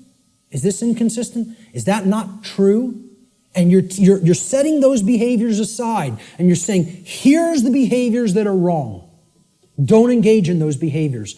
It's negative. It's a negative process. It's a destructive process. You're taking away from the body of everything that can be done, and you're saying, I'm pulling all of these out through a weeding down process and saying, these are all inconsistent with truth. It's called apophasis, apophatic inquiry. And that is to be delineated from what's known as cataphatic inquiry. Cataphatic inquiry means you're reasoning in the affirmative, and you're not trying to weed down through a process of elimination to get to the truth. Okay, so cataphasis or cataphatic inquiry would be equivalent to inductive reasoning, whereas apophatic inquiry or apophasis would be akin to deductive reasoning. All right? Rights are most easily understood when they are considered through apophatic inquiry, or what is known as the process of apophasis. This process helps us to understand what a right actually is by understanding which actions are not rights because they cause harm to others. They're the cause of harm. Here's what apophasis is. It's been called apophatic inquiry. Okay? Really look this up. Understand what apophasis is because it's part of the trivium process. All right? It comes from the Greek noun apophasis, written there in Greek script, which comes from the Greek verb apophani. Okay, so apo in Greek means away from or the negation of, and phani in Greek means to say or to speak. So when we put them together, it means to say no or not to say, or to say what something is not, in other words. That's what apophasis is. You're saying this is not this. It's the opposite of that. Okay? So it is a method of logical reasoning or deductive reasoning that is employed when you are given a limited set of possibilities in order to arrive at knowledge by way of the exclusion of known negatives. You're setting the logical inconsistencies to the side and saying, this is not what this thing is. That's called apophasis. Okay? You are describing what something is by explaining what it is not. This is called affirmation through negation, is another term that this truth discovery process is known as. Okay? So, what we're going to do is apophasis. We're going to do apophatic inquiry regarding right and wrong. So, what is not a right? What are ways that people can cause harm to other people or animals? Ways that we can cause harm to other sentient beings. One of the first thing, so what we're doing here is we're going to list the boundary conditions for natural law here, for breaking natural law. If we take these actions, we are breaking natural law because the action is a cause which results in the effect of harm to another being. All right? So these are what are simply, I call them the natural law transgressions, which means sins or wrongdoings. They're simply harmful actions that a person is capable of taking to another being, against another being. That's all. So of course, many people will get the first one. What's one of the main horrible, wrong things that somebody can do to another person? Kill them. Murder them. Take their life. Okay? Murder. And I would distinguish murder from killing as well. Because occasionally, to defend oneself, killing may be necessary. But murder is always immoral and wrong. Okay? See, the fifth commandment in Hebrew. Do you know what it says in Hebrew? It does not say thou shalt not kill. The term for murder in Hebrew is tirzach. The fifth commandment in Hebrew is lo tirzach, which means do not murder. Murder as a verb in Hebrew is a completely different word and a totally different connotation than the verb to kill. Because what they're saying is, don't take life without any right to take it. Meaning that you initiated the violence. And that's what murder is. It's the initiation of the taking of somebody else's life when you had absolutely no right to take that life. Now, if someone is coming after you, your rights, there may be times when you do have to take defensive action and forceful action up to and including deadly force. We're going to talk about that later. But murder is the first natural law transgression. And if you want to go down to a subsection of this transgression, you could list it as a totally separate wrongdoing. I'm keeping it in the same basic category. Assault, meaning you're directly physically accosting without right the well-being, the bodily well-being of another being, is also, it's like, it would be, you could consider it attempted murder. Because assault is something that you do without right. If someone assaults somebody, they have no right to commit assault. Never exists. The right to commit assault does not exist. The right to commit murder does not exist in any circumstance, ever. Blanket statement. The right to defend oneself through physical force exists, and possibly in certain circumstances, the right to kill exists. But murder and assault can never be rights, because they always are done by being initiated without the right to do so. It is the initiation of violence. All right? Rape is the second natural law transgression. Okay? You're coercing the free will of another person and making them sexually associate with whom they wish not to. That's rape. And it's always wrong. Blanket statement. All right? The third natural law transgression is theft. It is the taking of property that does not belong to you. Someone else, got that property through lawful means without hurting somebody else. That's their property for as long as they are using it and being responsible for it. And you don't have a right to just take what doesn't belong to you. Nobody has a right to take my projector or my remote control or my computer any more than I would have the right to take Richard's cameras. Okay? It would be theft of somebody else's property. It's not mine. And this is the problem. We don't understand property. As we're going to get to, all rights are property rights. We'll get to that in a moment. That's the third natural law transgression. The fourth is trespass. And that means going into somebody else's lair that they are using, that they own lawfully and that they're responsible for, without their permission or consent, and you're just invading their privacy and their space, and you're taking their security away from them in that process. And we do have a right to set aside a place for ourselves for our own lair.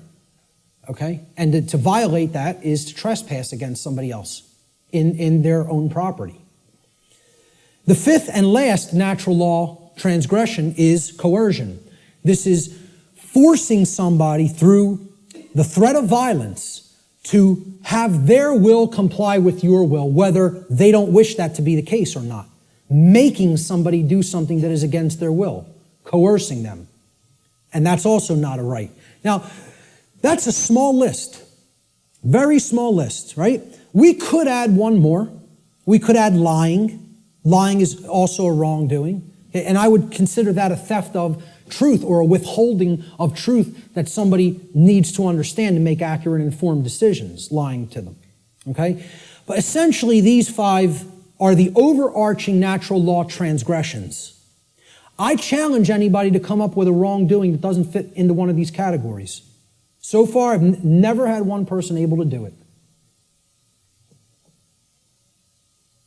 Any wrongdoing, any action that you could think of that doesn't fall into one of these wrongdoings. Yep.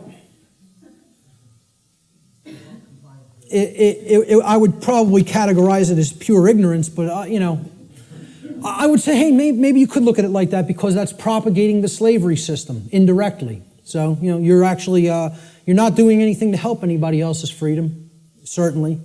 I don't know if I would categorize that as a natural law transgression because, it's it's giving consent and propping up that system. It's not technically what I would call an action, but it's more of like giving consent. Hey, you could say that is a wrongdoing, I guess, because giving your consent is tacitly saying yes to control, and that's ultimately affecting everybody else's freedom negatively. So, possibly. But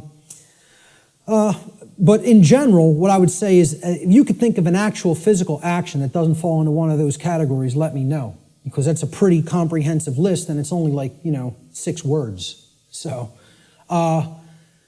now, what if I told you I could narrow it down?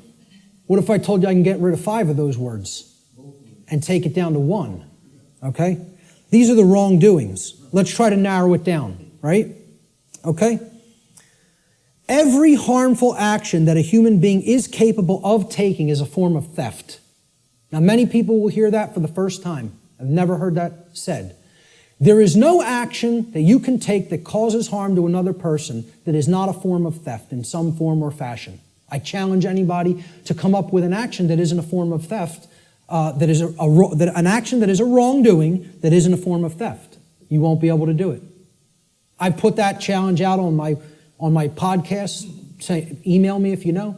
No, not one person. The only one person challenged it and tried to say lying. I say, okay, that's really taking the truth from somebody, thieving truth. And whether you want to look at it as you're simply dissuading them from looking at the truth too, deceiving them or not offering correct information, still you're taking away their ability to make correct judgments based on the availability of information. So it is a form of theft. Some form of property. Now look at that word. Property. Proper, meaning right, is always being stolen when a wrongdoing is committed. All rights are property rights. All wrongs are theft of property. Once again, I challenge anybody. It's an open challenge. If you can find me a right that is not a property right, or a wrong that is not the theft of some form of property, please do it. Please let me know. Okay? Life is a form of property. So taking life you had no right to take, murder, is stealing property that wasn't your own, because that was that person's life, possessive. They own it. And I didn't have a right to just go and take it for no reason. Rights are a form of property, meaning actions that you may do because they are in harmony with natural law and do not cause harm to others. I don't have a right to stop you from taking. If you're not harming somebody else, nobody has a right to stop you from taking an action. You may perform any action which does not directly result in harm to somebody else. Okay? Rights are a form of property. Freedom is a form of property. Somebody doesn't have a right to take somebody else's freedom and hold them against their will just because they don't like what they're doing. They have a distaste for what they're doing. Or they want them to comply with their behavior, with their commands. Okay? They want them to make their behavior comply with commands that they're being given. So, if you really break it down, let's look at the wrongdoings once again. Murder. Is that not the taking of somebody else's life? Assault is the taking of their right to remain unharmed in their person. You're taking their health if you assault them, right?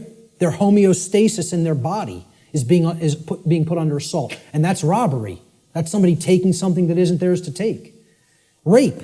You're taking somebody else's free will to sexually associate with whom they choose to sexually associate. And therefore that's a property theft, because that's their property, their free will. Theft itself says it right there. You're taking physical possessions that aren't yours to take from somebody else. Stealing. Trespass. You are taking someone's security in their own lair, as we talked about, which you don't have a right to take. That's also their property. Coercion. What are you taking? Somebody else's free will, which isn't yours to take. That's a gift from the Creator, which belongs to each individual. And if somebody's coercing somebody by telling them, you must do this because I said so, and if you don't do this, I will come and do some form of harm to you, that's not a right. That's a wrongdoing, coercion. And it's a form of theft. Exactly. Sure. You must buy this. Imagine this. Great. We're going to take 5 more minutes, and then we're going to take an hour and 15-minute break. So all of these things are forms of wrongdoing, and they're all ultimately one wrongdoing in different forms. They are all theft, every one of them. There is only one wrongdoing. There's only one way anybody can wrong anybody else. Stealing. That's it. Every form of wrongdoing is a form of theft against another being and their property. A living being or their property must have been harmed in order for a violation of natural law or wrongdoing to have taken place. Any action which does not cause such harm is a right. There's the apophatic definition of a right. Through understanding what a wrongdoing is. And I'm telling you, billions of people, not millions, not hundreds of millions, billions of people on this planet do not know this. Could not tell you this. Because this is it. This is it, folks, right here. This is the crux of natural law. What is a right? What is a wrong? And I couldn't sleep last night. After we got home, and I never have problems sleeping. Ever. Ever. I'm just going to tell you this before we break. I was laying in bed last night before I went to sleep for the night. Could not sleep because all I was thinking of is how preposterous. I told this to some people at lunch. I'm just sitting there thinking about how preposterous and ridiculous it is for me to even ever have to utter any of this. The fact that this is not 100% pure common sense knowledge on the earth is so abominably preposterous to me that all I was sitting there thinking is, how could I be going out and explaining this to people? This is what I must do? Me, though. It was almost like schizophrenic in a way. Because I was just thinking, I was waking up and then falling back to sleep and waking up thinking, where am I? Why am I here?